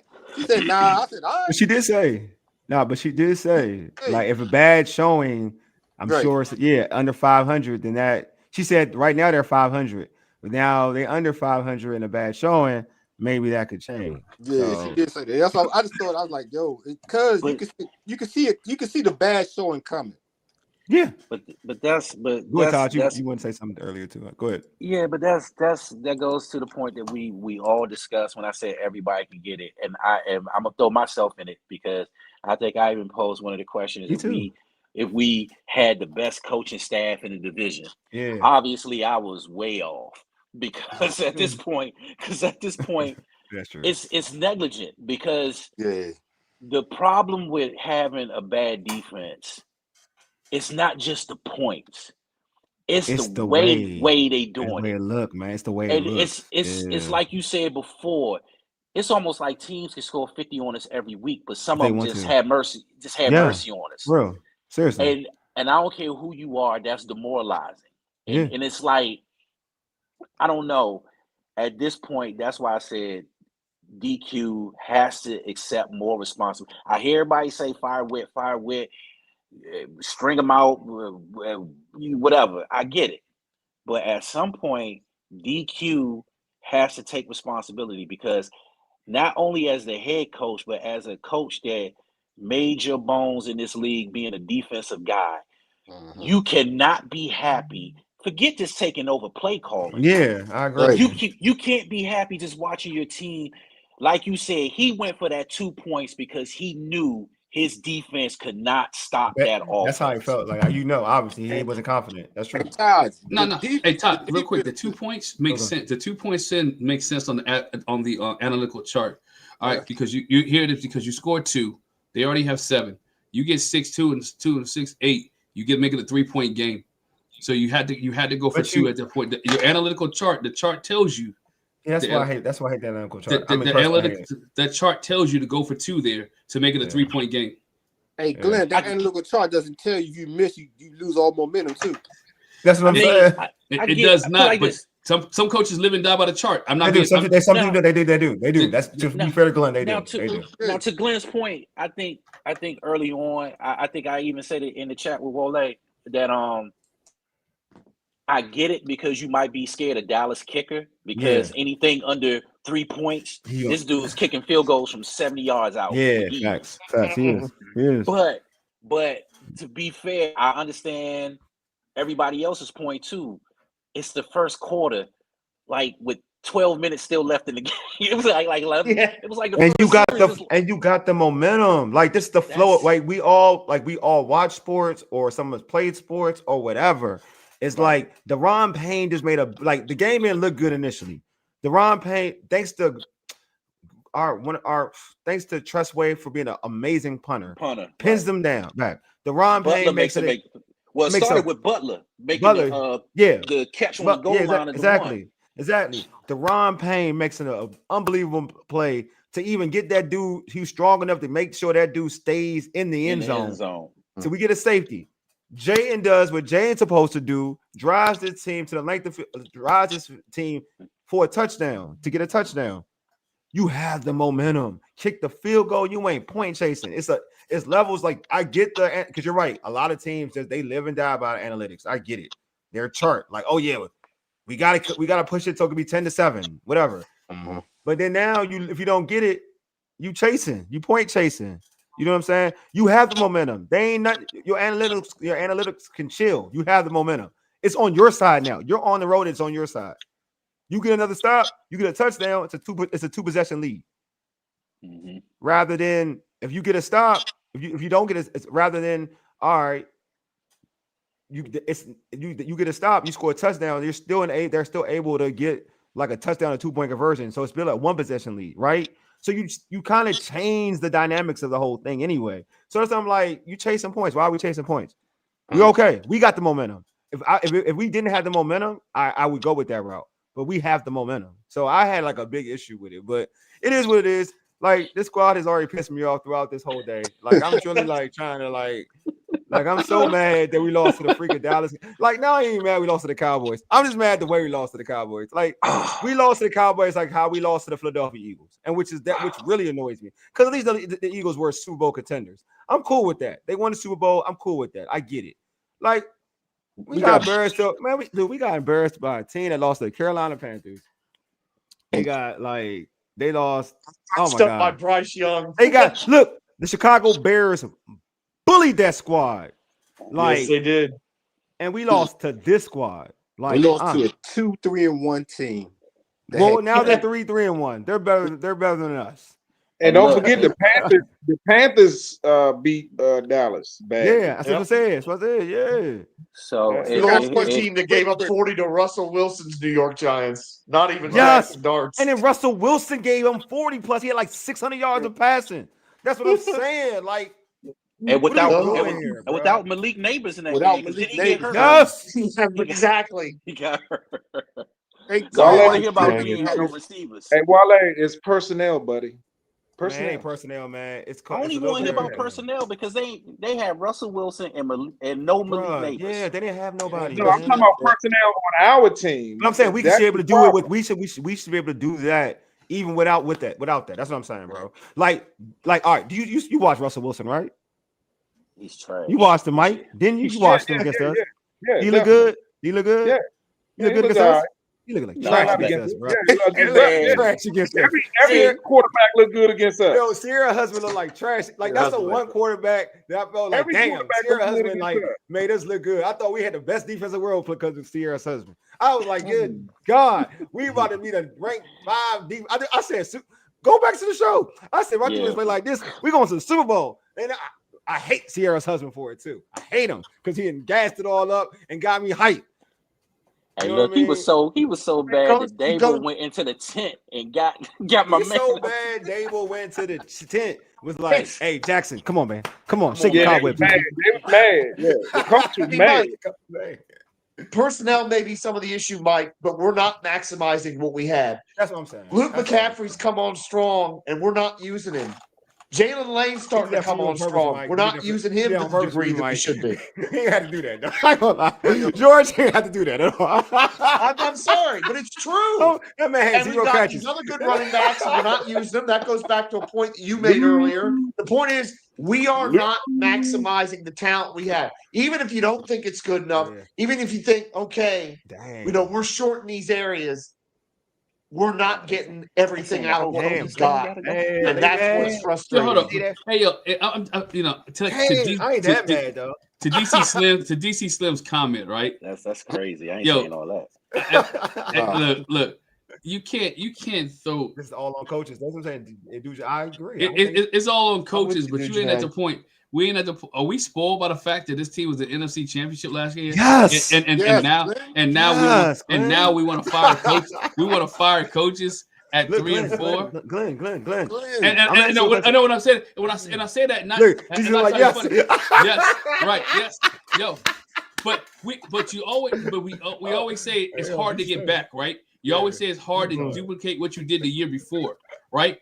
Can we and we're honest on this panel and honest in the chat.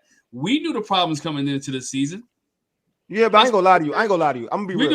You knew the problems coming into the season, right? Yeah, you knew what they had. You knew, okay, this team, and we knew the stretch. Yeah. We knew the stretch that was coming up on as well. I'm gonna say this. This stretch right here was gonna be the stretch that. Yeah, I'm gonna be real. I'm gonna be real. Let me say this. I'm gonna tell you this. Be real. Yes, we knew there'd be some problems, but I feel like another. And this is. I guess I'm hating on Joe Witt. I don't care anymore. I feel like another defensive coordinator who's good, our secondary would be really good. No, I really believe that too. I think with another coach, our secondary would have been good. I think so. I think so too. I think they're playing the wrong. I think they're playing the wrong coverage. Yeah, I'm serious. I'm dead serious. This is just me personally. Yeah. I think Mikey can play zone because he's a ball hawk. But I think we got the type of corners that like to put their hands on you and play man and press coverage. We do. So with that type of corners, I said it at the beginning of the year. I said, they can go back to blitzing and being whatever they want because they got press corners. Yep. But they still play back. They still play back, and they're not good at that because Lattimore is going to let you catch it and then try to tackle. Yeah, which is that's not. If you ever watch Lattimore, anybody, and this is the wild thing about it. I'm glad you said that. If you watch Lattimore with the Saints at all, like like even at the down part of his career, right? But it goes back to this though. To be fair, they're not even using Lattimore like how he was successful with New Orleans. To be fair to him, right? So to your point, and Trey Amos, if you watched him in his college clips, and Paul has seen it, he's a press corner. In college, he was a press corner. Yeah. So why are we playing them off the ball? They're playing off the ball because they play scared. Because when they play plus man, when they go back to if you go back to the Chargers game, I'm thinking the same thing. DC Slim. If you go back to the Chargers game, look, Witt is one of those guys. He didn't want to get outside of his shell. When he went to the Chargers game, they got burnt playing man early on. Man, I know. Right? The Chargers game, they played man early on, and that's why they had all the issues. Were they playing bump run? Were they playing bump and run? Playing tight? But here's my point, Glenn. I'll let you finish, Glenn. Here's my issue. And that's when he went to zone. That's when you had more. You clouded the picture up for Herbert, and he had to make more decisions to throw the ball, and they was able to get to him early. But everybody, you're about to say that offensive line issue helped. Well, the offensive line issue helped. Yes, it definitely helped. So again, he has to know when to play man, when to play bump and run. What happens? He sets in stuff too long. He never gives the offense. He never gives the offense a different picture, right? But you know what, Glenn? I would say this. Mm-hmm. You know what made Greg Williams so effective as a defensive coordinator in my mind? Mm-hmm. He was able to play what I call a lot of junk ball defenses. Mm-hmm. With Greg Williams, he had no tails. One minute he'll press you and play man. The next minute he's playing zone blitzes. Then the next minute he's playing the linebackers blitzing and dropping the D tackles. And it's like with him, he switched up so much. You couldn't pick up a tendency. Now, he was ultra aggressive. That was his only tail. Yes. He's that I'm going downhill all the time. If you're gonna burn me, you gonna earn it. Yeah. And at this point, if your defense, this is just my philosophy. Yeah. Right? When I played and coach, if you don't have the guys that are talented enough to do all your schemes, you got to keep it real simple for them. Yeah. Run downhill. Yep. That's what I used to tell my linebackers. The ones that couldn't cover and they couldn't read offenses, instead of trying to give them too much, like look in the quarterback's eyes, read the guard's feet. Look, Joe Blow, just run downhill. On first and second down, I'm gonna just have you run downhill. You a big boy, you pick a gap. Remember how they tap the tackle on the butt? Yep. You tap him on the left side, he goes on the left side, then you go on the right side. Just attack the gap. And we'll as coaches, we'll figure out the back end later. Mm-hmm. We'll tell the safety that you got the middle portion. But that's what I feel as though right now, that's not, you said that Wick sticks in his shell. And that's the problem. That is the problem. He sticks in his shell, and that's my beef with DQ. Because if he was one of those ones, and we determined early in the conversation that he wasn't, he would come in those meetings and be like this. Nah, we're doing this. Yeah, not taking it because this is my coaching job on the line. Yeah, I'm not gonna let you sink my ship. I'm gonna be like this. Look, bro, you didn't have a year and a half. We gonna stunt more. I'm gonna call the run stunts. Since he can hear all the plays. Oh, you're not playing the safeties back? Yes, we are. We putting the safeties in the box. Right. What's Wick gonna tell him? No. Right. You can be gone then. I'll have Tap sit up there, or whoever the coach I want to put up there. Put Tap up there. Put Kerrigan up there. I'll tell Kerrigan, be like, look, man, this is what we running. You can call whatever you want, but when I say we run this is what we running. Yeah, I agree with you. I agree with that. Rex Ryan was like one of them. Rex Ryan is one of them. He's different, man. Rex Ryan's different. As a defensive, like not a head coach, as a coordinator. Yeah, he's one different. of them. Somebody said something about Spagnolia from KC. KC. DC Slim said he that. never leaving there. He's not leaving. If he leaves Kansas City, it's for a head coaching job, not another DC job. Well, he don't want to be. No, he definitely don't want to be a head coach no more. I know that he don't want to be a head coach no more. Okay, and I want to put this point out. He's saying KC because we talked about this. We've talked about this a few times. The only time this defense played well is when the team was ahead. But you're giving them the ball. You get the 8-7 lead, and you kick the ball out of bounds and give the other team on the 40. Right. Your defense is back on your heels because they're starting on their own on the 40-yard line. And one first down and they're in field goal range. Well, so you can't. I mean, we didn't win Yeah. the field position battle because that's the only time we've done well with this defense is when we've had teams pinned back. We didn't win that today. No. Dallas constantly had good field position. So all of these things, I think, kind of contribute a little bit that are not the defense's fault necessarily, but contribute to the defense struggling. But George, when you predictable, man, I'm telling you. Hey, I'm gonna tell you what was a knockout blow for this defense was when you had 40 seconds left in the half. Oh, yeah, we know that. Yeah. Right? That was a dot, though. That was a dot. With dot or not, that's a killer. They think about it. Dallas felt confident enough for 40 seconds left. Facts, man. 40 seconds left in the half with the lead. We're going to get more. But Glenn, that wasn't the play though. The play was the next play where they ran the ball. That's the play. The run play was like one play was inexcusable. That is the play because I think they still get a field goal. They still get a field goal. Hey, so man, appreciate you, I appreciate you. Like I feel like they get a field goal. DC Slim, I appreciate you too for that comment. But I feel like like that field goal was that run was what it was because I feel like if they didn't get that run, they're kicking a field goal. Right. Yo, and that dude automatically hit what a 61-yarder today? And he a beast. He a 61-yarder is like it's nothing. Man, he a beast. Yeah, it's like straight down the middle, three-quarters up the net. All right. He said, what question, my man? What my man say? He had a question. No, Trinity Gas has a question. She said, Trinity says, do you guys think this is Cliff's last year with us? Yeah, I do. Yes. Either way. Either way. It doesn't really matter. If he keeps coaching offense like this. Not if he keeps coaching offense like this. George, I don't blame him. He's putting up points. I mean, he's still putting up points. He's putting up points, right? So they're putting up points. And it's not the offensive situation. It is the defense situation. I like question. We got DC Slim. Appreciate DC Slim. Question. He has a question because he has super chat. Always prioritize super chat. Says, fellas, name 3 college coaches you would take. Ooh, that's a good one. College coaches I would take. I would take old boy from USC. This is a good one. I take old boy from USC. Because he's been a quarterback guru, and I'm cool with that. Who used to be Oklahoma? I'll take him. Everybody's been winning. Lincoln Riley. I would take Lincoln Riley. He might be available because UCLA is not winning. No. USC. USC is not winning. Sorry. Oh yeah. I'll take Lincoln Riley. OSU DC. Ooh. Yeah, it's Matt Patricia. I think it was DC. Yeah, DC. A defensive coordinator. Yeah. Oh, you mean offensive coordinator? Oh, DC. Let me talk about offensive coordinator. Oh yeah. Oh, Lincoln Riley ain't being. He's a head coach. He ain't gonna be no offensive coordinator. Matt Patricia, he's doing well better in college than he did in the pros. Damn, that's a tough one. Who would I want as an OC from college? I said nobody because it's not going to translate as well. Mississippi State got a good one though.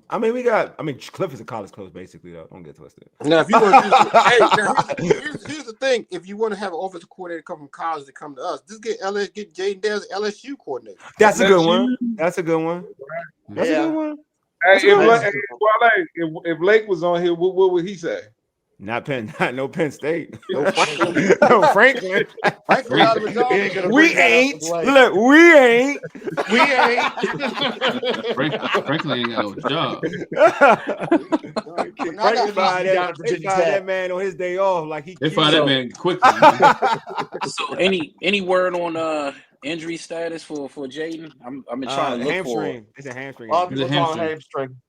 Yeah, I think Ole Miss. You said Ole Miss? Yeah, I think I like the Ole Miss. Yeah, he's good too. Ole Miss. Yeah, Ole Miss. Oh, Lane Kiffin can't be a head coach. No. Lane is coordinator, maybe head coach. Lane only wants a head coach. He's gonna only want a head coach job. No, that's what I fear Florida's gonna do is hire Lane Kiffin. They're gonna regret that. Look, people may hate Lane. Lane ain't bad, bro. I ain't gonna lie. Lane can coach. He's just his folks don't like Lane's attitude. Lane can coach. Lane can coach. I ain't gonna do that to Lane. You may not like his personality, but Lane can coach. Lane ain't winning nothing ever. I'm looking at LSU's offensive coordinator. I gotta find out who that guy is because no matter who the quarterback LSU's offensive coordinator. Also they got talent. Their offense is pro ready though. The way they run their schemes and running plays and pass plays. I mean, they got talent. Armand, what's going on? Armand said, question: When teams pick on your number one cornerback, he's no longer your number one cornerback. That is true. I got a defensive candidate for you for defensive coordinator in college, though. Not that he'd take the job, but the Tulane coach, John Summerall. I would love to have him as our defensive coordinator In college? because he's at Tulane and he's a damn good head coach, but he'd be a really good defensive coordinator in the NFL. Defensive coordinators in college are really hard to get. I don't know. That's hard for me. It's hard. It's hard. If that transition is hard. I would get, you know what? Who I would get? I mean, I ain't being biased. I ain't being biased, but he's coaching. I get Wink Martindale. He's in Michigan. He's coaching. Oh, absolutely. Wink Martindale. But he done it before, though. Why he got such a rap. That's why I would get him because he's an NFL coach. He's an NFL coach. He did it before. I'll get Wink as a defensive coordinator in a second. When he was with New York, when he was with the Giants, dog, he sent some pressure. You said Texas? You like Texas head coach? Oh, yeah, he a good head coach. Oh, no, Sark, no. Sark, I don't like his offense this year, though. I don't like his offense. Sark can't develop talent. He can scheme a little bit. He can't develop talent. Sark is terrible. Hey, Deluxe, you my man, and I'm thinking the same thing. It is 10 games left. You guys, all right, know what? I'm not gonna do this like early stuff. Nah, when you're playing bad, you don't get no games left. I ain't gonna hold y'all. Deluxe, you know I love you, dude. You know we be having real 10 games left. Good conversations. Hey, but no, I'm gonna go back with what Deluxe said. I'll hear that. No, go George, go Glen. I'm gonna tell you why, because we asked the question earlier, right? What can they do to change their philosophy? Yeah. So what if they change their philosophy and there are 10 games left? Can they change their philosophy and go on a run? Now, granted, I watched Kansas City today. Kansas City got everybody back, and those boys were rolling. They shut Mahomes down in the third quarter. I mean, let's be honest. Well, let me ask you this question though, Glenn. Hey, you probably know better than all of us coaching recently. Can you really change the philosophy mid-season? Can you really change who you are without firing somebody? Without bringing in new people. Without bringing in, no, it's difficult to do, right? It's difficult to do on a high school level. It's difficult to do on a pro level. It's difficult. Can you add things to your scheme? Can you find the things that you do well that you don't do well? And the thing different is with the NFL, you got different teams who are doing different things, who are exploiting you every week in different areas. So it is difficult to change your philosophy. Your philosophy can be the same. Could you change the people on the bus? And I say to people on the bus, I think we have players. I think we got players on the bus, but some people in the wrong seats. All right, right. You got good players. Mikey should be on the outside. Y'all talk about Lattimore could be a safety or using like he was using New Orleans. You can bring in, Will Harris is hurt, but Jeremy Reed's experiment has been kind of successful, but not successful. Linebackers, if you know Bobby Wagner is getting ready to get pushed out to a pasture and everybody's beating you with the pass, then Bobby needs to go because all Bobby can do now is go downhill. You know what I'm saying? If we're honest, Bobby can go downhill right now. So you bring in a McGee. Nothing against Bobby Wagner. I've been a big fan of Bobby. Wole will tell you before. Yeah, I want Wagner to come a couple years ago. Yeah, so at this point, you try to fix there's gonna be some tough. If you would try to fix the philosophy, you're gonna have to make some tough decisions, right? And some of those tough decisions maybe benching people that you like, and so. And playing the young guys, right? And see what you get out of McGee, see what you get out of Johnny Newton, see what you get out of some of these linebackers. I ain't played Johnny Newton enough, bro. I got a lot of issues. If you can find somebody in free agency, you can bring them in. I would say, go ahead, Taj. No, I would say this. As far as with philosophy, I think that's hard to do. I think what you're describing is grouping or personnel. Okay, your personnel. Okay. Because I will say this. You just brought up a point with Reeves. Reeves is known as a quote-unquote smart player who up until early this year was known as a short tackler. He's missed some lately. Yeah. But going back to what we just said with the Buffalo nickel, why couldn't he play that role? Exactly. Put him in the box down low with Wagner, so acting as another linebacker with safety skills that can cover. And since again, they want to, and I think that's a mistake. Since they want to put Luvu all up on the line and rush him like he's a defensive end, which he's not. I hate it when they do that. He's better standing up and letting him just run like a. I hate to use the time, this analogy because of his heritage. But use him. Yeah, but I knew it. I see you about to do it. I know what you was going. But he's good at that. When you let him kind of roam around and just, again, he's that kid we talked about. Let him run downhill. Don't worry about you get the ball. When Right. Louvu was at his best last year, when he made the top 100 players list, is when Dan Quinn and them told him, you get the ball. I don't care if the running back got it, the quarterback got it, the tight end, and he was all over. Now it's like when you see him playing, he's thinking too much. He's thinking way too much. He's thinking way too much. Agreed. And then and then like you said with the other stuff, because I think Cliff is actually good at that. I think Cliff is good at, okay, Bates can't catch too well, but I gotta put him in these packages and disguise it. Like Cliff is real good at that. Yeah. He makes me mad sometimes, but I'll give him his flowers. He's good at that. That's where Witt drives me. That's when he makes me mad, because he doesn't come out of his comfort zone. Correct. You got to figure out, Reeves is a short tackler. I'm not putting you in coverage. Since you got Savage now, put Savage out there with Martin. Put Reeves in that box. If you want to put Louvu at end, you can put him at end. I don't like doing that. But now that solves everything. So then when you want to do these exotic zone blitzes, Louvu is already at the defensive end when he drops up in coverage. Yeah. Why is that so hard? It's like, and then you can stop rotating Newton out so much when the Joker has a sack, and then we don't see him for another 2 series. Yeah, that's that's the thing I don't like, and I'm trying to be like, try not to like bash your Witt or whoever's making these. I'm bashing you today, and I've been a supporter. I know, but I'll say this much: like that's the thing. I feel like if you look at where Jayden Newton is supposed to be, I feel like any really good defensive coordinator would take advantage of him. Like I don't. That's just what's making me upset about it. Is that like I know like Kinlaw has been really good, right? He's been real good, but he's a run stopping dude. That's his thing. He's a run stopper. That's what they got him. They got him here for, right? Right. On third downs is passing downs. If you anybody knows who watches on and what his strengths are, like he's a pass rushing, like defensive tackle. Like he has that athletic ability on the inside. The smaller one, he's quick. So how about on passing downs, like on third down? How about having him out there? Like utilize him. You know what I mean? Him and Payne, or you know what I'm saying? If you don't want to have it, but if you want to keep Kinlaw, it's fine. Keep Kinlaw out there. But have Jayden out there. Like give him an opportunity, because we need to get more pressure on third downs. Like Todd said, we were giving, you get Dak time in the pocket. And he's gonna pick you apart. So why not get a guy who's good at pass rush? Put Martin out there more too.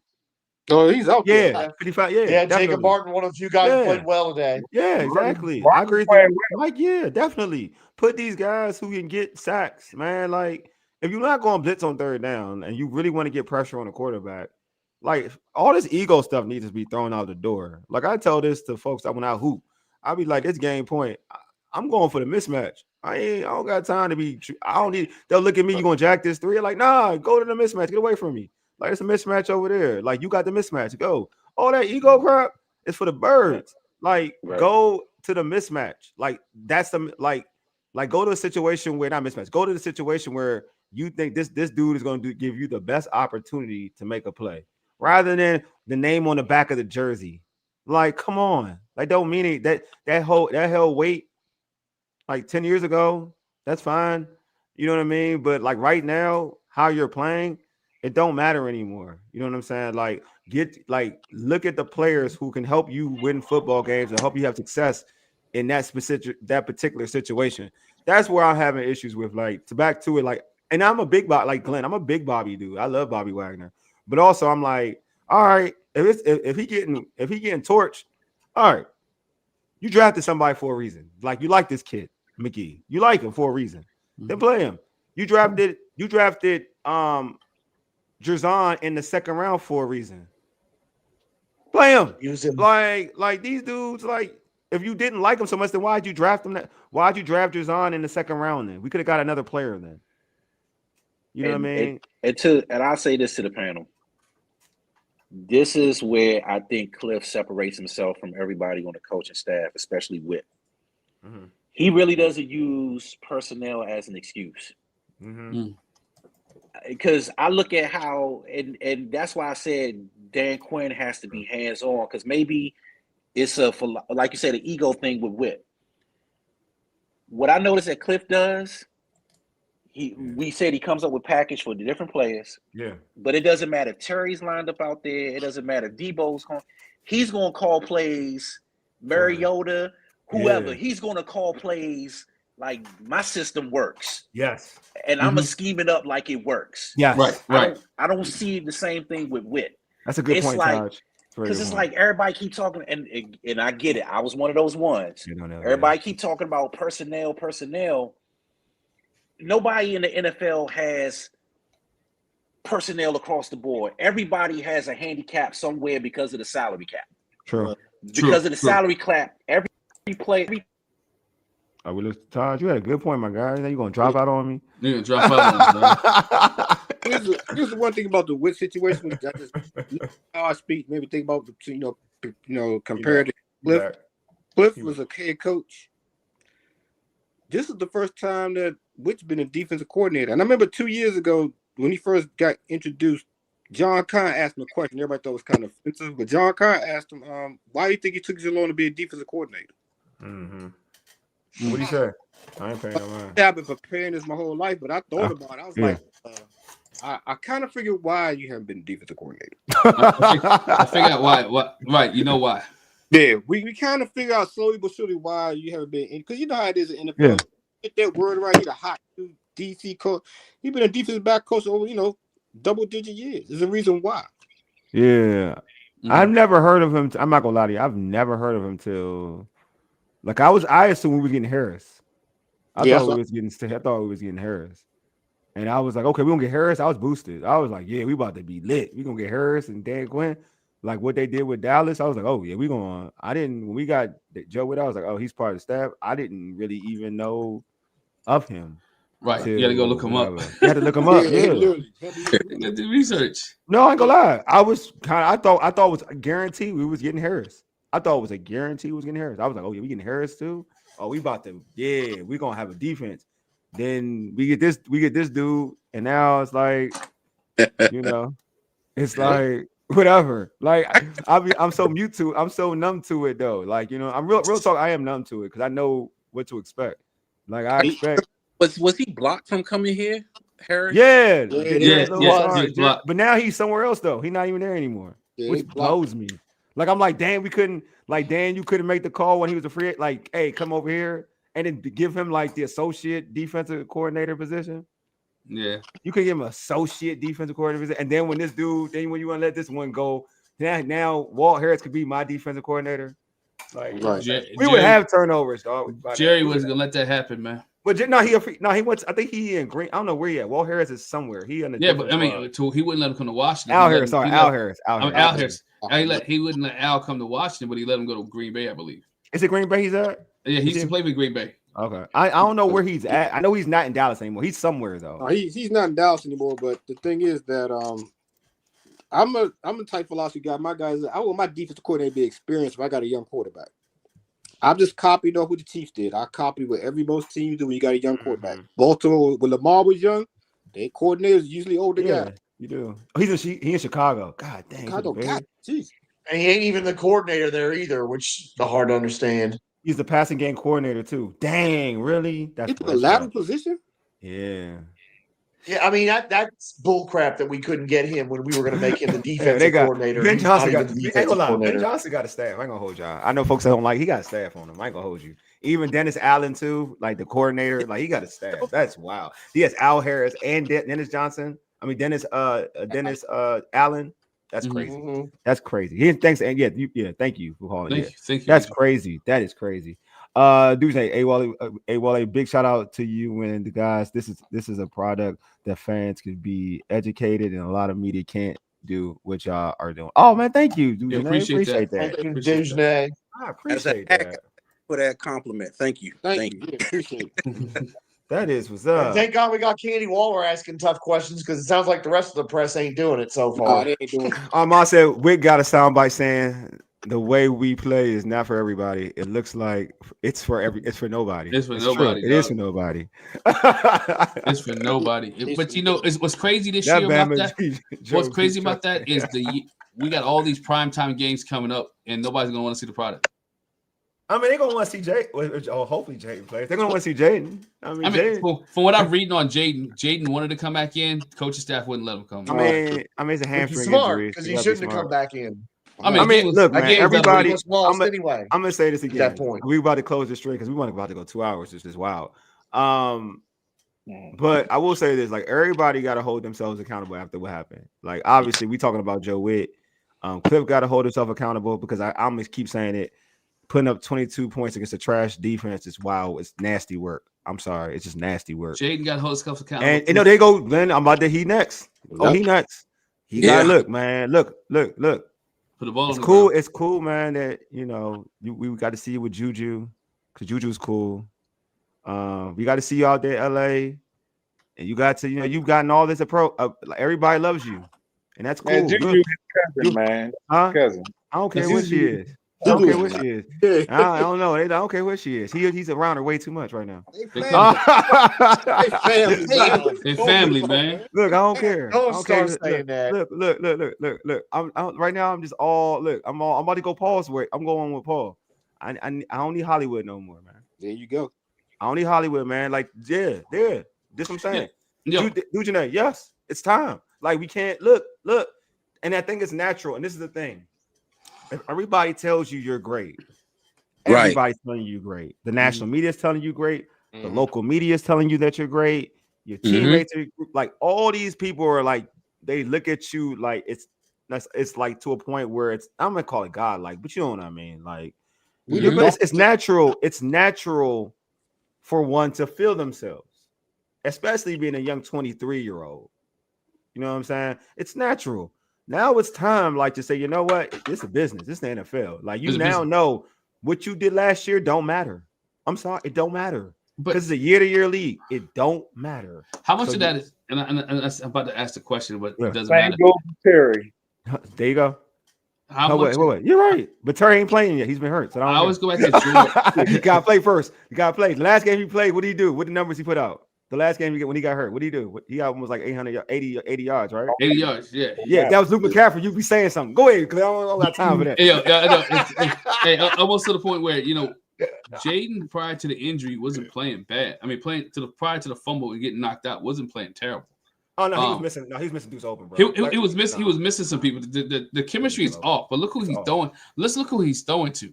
But see, I say that. But then I have to go and look at my man down in Tampa, right? Baker Mayfield. And he's throwing the guys that he's That's throwing. What I'm saying, we can't. If we're going to call, this is the thing. If we're going to, I know, like, all right, what we think of Jayden is elite. If we're gonna call him elite, he gotta be. We gotta hold him by elite status. Like you just mentioned, Baker. He gotta make people better. Glenn, Jayden was throwing even to Ertz. He was overthrowing him, man. Yeah, that's what I'm saying. Yeah, he missed a fair few passes. Yeah, he missed lane open on an easy comeback. And I think that was on a fourth down. The one that Ertz was on a fourth down. Yeah, but that one was in duress though. I'm not gonna lie, that was in duress. So like the one that he had one on an easy comeback for a first down the lane and like bounced it. On wide outside, like that's what I'm saying. You gotta get like he got like I'm not saying. Wait, I ain't saying all that now. We're not. This not nasty work. Like this nasty work. This nasty work. How much? This nasty work, y'all. We ain't doing this. When you bounce stuff, and there were drops too. They at Deluxe they 2 drops. Yeah, they didn't help him out either. I won't go lie to you. How much is the knee? How much is the knee pushing off of the brace? I think it's playing a part. I do think it's playing a part. I think, but you got to push off, man. You got to push off, and you got to set your feet. And I think maybe that's messing with his consistency. But you look at some of the good throws that he made today, like the one to Chris Moore, first touchdown on the right, rolling to his right side where he's comfortable. Shoot, look at the one Marcus threw that went for 6. No, don't do that. We ain't doing that over here. But I'm not doing it there. I'm gonna go back a couple of months on with Jayden. I'm a believer in everybody. Okay, who you are? You need reps. You need reps. He needs to throw in the preseason with live opposition. They learn. They gotta learn from this. They gotta learn from this. But they were so scared. Need reps more than anybody. Hold up, but they were so scared. You got to realize they were so scared of getting him hurt. He still got. And he still got hurt, right? They were so scared of him getting hurt, but he still got hurt. And he got hurt anyway. I mean, if I hear that excuse next summer, I'm going to lose it. Right. Nah, Don't throw the whole route tree. Just throw 5-yard outs or impact. Stuff you know you're gonna need look, during the man, year. I Get a keep rhythm. saying this, man. When you practice against, all right, obviously he's been practicing against the secondary, and you see what happened. It wasn't a good indication of who he needs to. I keep saying this. It's wild when I keep saying this, and everybody's like, "He look good." I'm like, "All right, well, that's why he look good." Like I'll be like, "That's why." Like I always like when Coach Cohen can't be like, "Man, he look good in camp." I'll be like, "Man, like you ain't Who's he practicing against no looking good top 10 against? defense. What you practicing against?" Look who's he throwing against. Yeah, I always like even last year, like not even this year, last year. I was like, And who you throwing that against? Baltimore scrimmage hurt. That scrimmage against Baltimore hurt. They didn't throw against nobody else either. Yeah, but you kind of caught wind of like you could tell when they look good in scrimmages and when they don't. Mm-hmm. Like last year when they played like Miami and like they were looking good. Everybody had some positive things to say about how they looked in scrimmage, like the inner squad, like the the scrimmages. But this year, like the Patriots stuff, they ain't sound good at all. That's why I was like, oh yeah, they're not like they don't look good, like against real competition. Right. Like, yeah, look, I'm serious. Like, oh my, we got a comment. DC, my Yeah. DC Slim said, I appreciate you, my guy. Dan, Cliff, and Joe got it. Go meet him. Hey, God, Yo, he about to start That may happen at the end of the year, but I not appreciate yet. you, Mike. Man, Mike, you had to go. I feel you, Mike. It's late though. I know. Appreciate you. You know what? We should be wrapping up. It's 2 hours strong, y'all. Yeah, 2 hours strong. Real quick, would Debo made a difference? No. Yeah. No. I thought so. A little, but not enough. How much they score? How much they score? 22. How much Dallas score? 44. How much Dallas score? 44. You talking about wins or losses? You talking about wins or losses, Glenn? Or you talking about like? Or tonight's game. Today's game. Would that help? Could that help? Could that have changed a win and loss? Win to a loss? Yeah. I mean, loss to a win. Excuse me. Yeah. He scored 44. No, they scored 44. I get what you're saying now. The score would have been 44-29, something like that. Yeah, or you take away the pick six, right? Yeah. Take away the pick six. Whatever. They maybe score 7 points more. Yeah. Okay. Because the reason I said that, and what made me think about that is this: the things that were going to Ertz or the things that was going to Lane would have probably been Debo. And Cliff might have called a game different with Debo in the game. A healthy Debo. But Jalen still got to be on though. Like he still has to be on. Yes. It wasn't like to some folks drop passes, like Lane dropped the pass, and then Ertz dropped a pass. But Jayden wasn't on. Like that's the thing. He wasn't on, and that's so it's hard for me to say, oh, would Debo make that big of an impact if he's not on? Like if he was on today, then I'd be like, damn, we had Debo with this. Yeah, we scoring like whatever. When you ain't got a running game. Well, again, that too. That's a good not doing running back by committee when they want to be like stubborn. That's on them. You can't that's on them. Like DC, you making me you killing me, bro. Like I ain't gonna lie to you, killing me. Do you think the offense would be more basic without Debo? Yes, Deluxe. I agree. And it was more basic without Debo. They do a lot of. I mean. What all the jet sweeps and stuff? I mean, I feel like teams have kind of picked up on that anyway. But screens, man. Look at Kansas City lived on the screen today. I mean, yeah. I mean, all right. One thing. Well, I'm gonna say this. Andy Reid's the king of screens, dog. Like Cliff ain't the Andy Reid. I ain't gonna hear Andy Reid with screens. But this is a heavy screen offense. Andy Reid the GOAT. He the GOAT with the screen game. He the GOAT. Like Andy Reid's on a different level with screen. Different level of screen. That's I don't even like. Yes, I'm like, hey, Thomas, I think so too. I don't think Jayden is as fast as he normally is. That's just me. Like every time I look at him, I'm like, nah. Last year when you hit that corner, you would get real separation. You ain't getting as much separation as you did. And there are times when he is not taking off and running when it is wide open for him to take off and run, and he's not doing it. So he must not be as confident. Yeah. Then we should have kept Marcus should have kept playing. To win. Oh, until he got. I mean, yeah. I mean, that's a whole different discussion. Maybe Thursday night. Maybe Thursday night. We'll see. But hey, I appreciate everybody for pulling up. I appreciate. Look at you guys. You guys are look at Paul and Taj. Thank you. Y'all like part of the whole show. I'm so proud of you guys. Look at you. Look at you guys. You're growing up. You growing up? We growing up, man. And I still got an hour and a half material left, but that's all right. I told good, man. Hey, I can go for a minute, bro. But I gotta eat. That's the only reason why I gotta end this thing. I can go for a minute because that's how annoyed I am about this game. Like, I'm not gonna watch any football. I ain't gonna lie to you. I ain't watching no football. I ain't watching no Monday night game. Luckily, my fantasy squad just killed somebody, so I ain't gotta worry about no football. Hey, look, man, that's blinking out on the screen because all these Dallas fans keep calling me. Bruh, like they in the stream. Appreciate you, DC Slim, man. I appreciate you. Hey, yo. Thank you, DC only Slim. good thing about today is I had Jake Ferguson on my fantasy football team. This must be a Cowboy fan. Shane Falco. Like Jayden. No, he's just trolling. No, he gotta be a Cowboy fan. Oh, Because he's definitely not a Commanders fan. Nah. It's all good, bro, man. I appreciate you. Hey, if you want to do I'm gonna read your chat. If you give me a super chat, then I'll read that joint. I ain't reading that joint right now. I ain't reading that joint. All right, hey man, but I appreciate you pulling up to the stream though. Like real talk. That's some real stuff. I do appreciate you pulling up to the stream. Trollers don't bother me. Don't get twisted. I'm not Jerry. I'm used to trolling folks. So it don't matter. Anybody I'm used to trolling folks. Y'all do the sports fans. I do the straight FanDuel. Are you serious? I called the over on this game. So you a Redskins fan? Get out of here. Y'all called the over. So I won. Oh, you got your money? Yeah. I mean, you ain't gonna lie. No, that was. I was telling people all week. I ain't gonna lie. Paul was real dejected before the game even started. I was like, this man. I ain't never. Hey, Paul, I ain't gonna lie to you. You are the most like optimistic Commanders fan I've seen in a long time. Sometimes, Yeah. I ain't gonna lie to you. You almost hurt my feelings. How negative you were. I was like, what's going on in Paul? Oh, I did say we would get boat race, didn't I? I did say that. Yeah, you did. You did. To be I fair, was like. Yeah, I was like, I picked Dallas, but I had to stop. close. I had to stop. I said, I've never seen Paul this negative. Paul, the same dude last year before seeing Jayden play a regular season game. We going 14-3. I was like, this dude here, he believes in magic, and he was right though. So I'm gonna give y'all, he was right. But then I was like, boat race today, Joe. But my man came out and said, we getting. I was like, Paul, is this the same Paul that I'm accustomed to talking to? Yeah, man. I was like, what are we doing here? But yeah, I appreciate everybody pulling up, listening, and thanks for y'all. Thanks to Lux. Yeah, everybody hit that like button, please. Does well for the Commanders algorithm. So yeah, hit that like button. Man, Shane Falco, you done blew my mind. You a Redskins Commanders fan? I ain't know that. Talking like that about Jayden. Okay, all right. That's interesting. That's okay. That's wild. But anyway, appreciate everybody for pulling up, man. Radio silence this week. Oh man, I ain't even.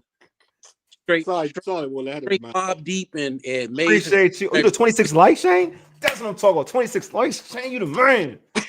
Yes, indie face coming to America, baby. All right. Hey, appreciate everybody, man. This is what I'm talking about. Look, this is therapeutic for everybody. Like I'm gonna still be bad though. Don't get twisted. Like, I'm gonna still be bad. I'm not watching any football. Nobody remind me of, like I gotta do some podcast stuff. Other than that, I'm not talking like Commander stuff for like the whole week. Starts Tuesday. So like. And we gotta wait till Monday too. It's a Monday night. Yeah, it's a Monday night game. That's cool. I ain't trying to like really. I ain't really worried about that game. We gonna get blown. I ain't gonna lie. We probably get blown out by Kansas City. They gonna hold y'all. I ain't gonna lie to y'all. That's not looking good. Pat Mahomes looks real evil right now. The NFL is a weird league. Hey, I like your positivity. Let's hope for some kind of desperation out of this team this coming week. Yeah, man, I thought this game would be like a desperate game. Guess I was wrong. Yeah. Anyway, you've been listening to All Burgundy and Go Errrything, powered by the Urban Sports Scene and Fox Sports Radio, 96.9 FM and 1340 AM. Hopewell, Virginia, for ages. Yeti deuces. We are out. Peace.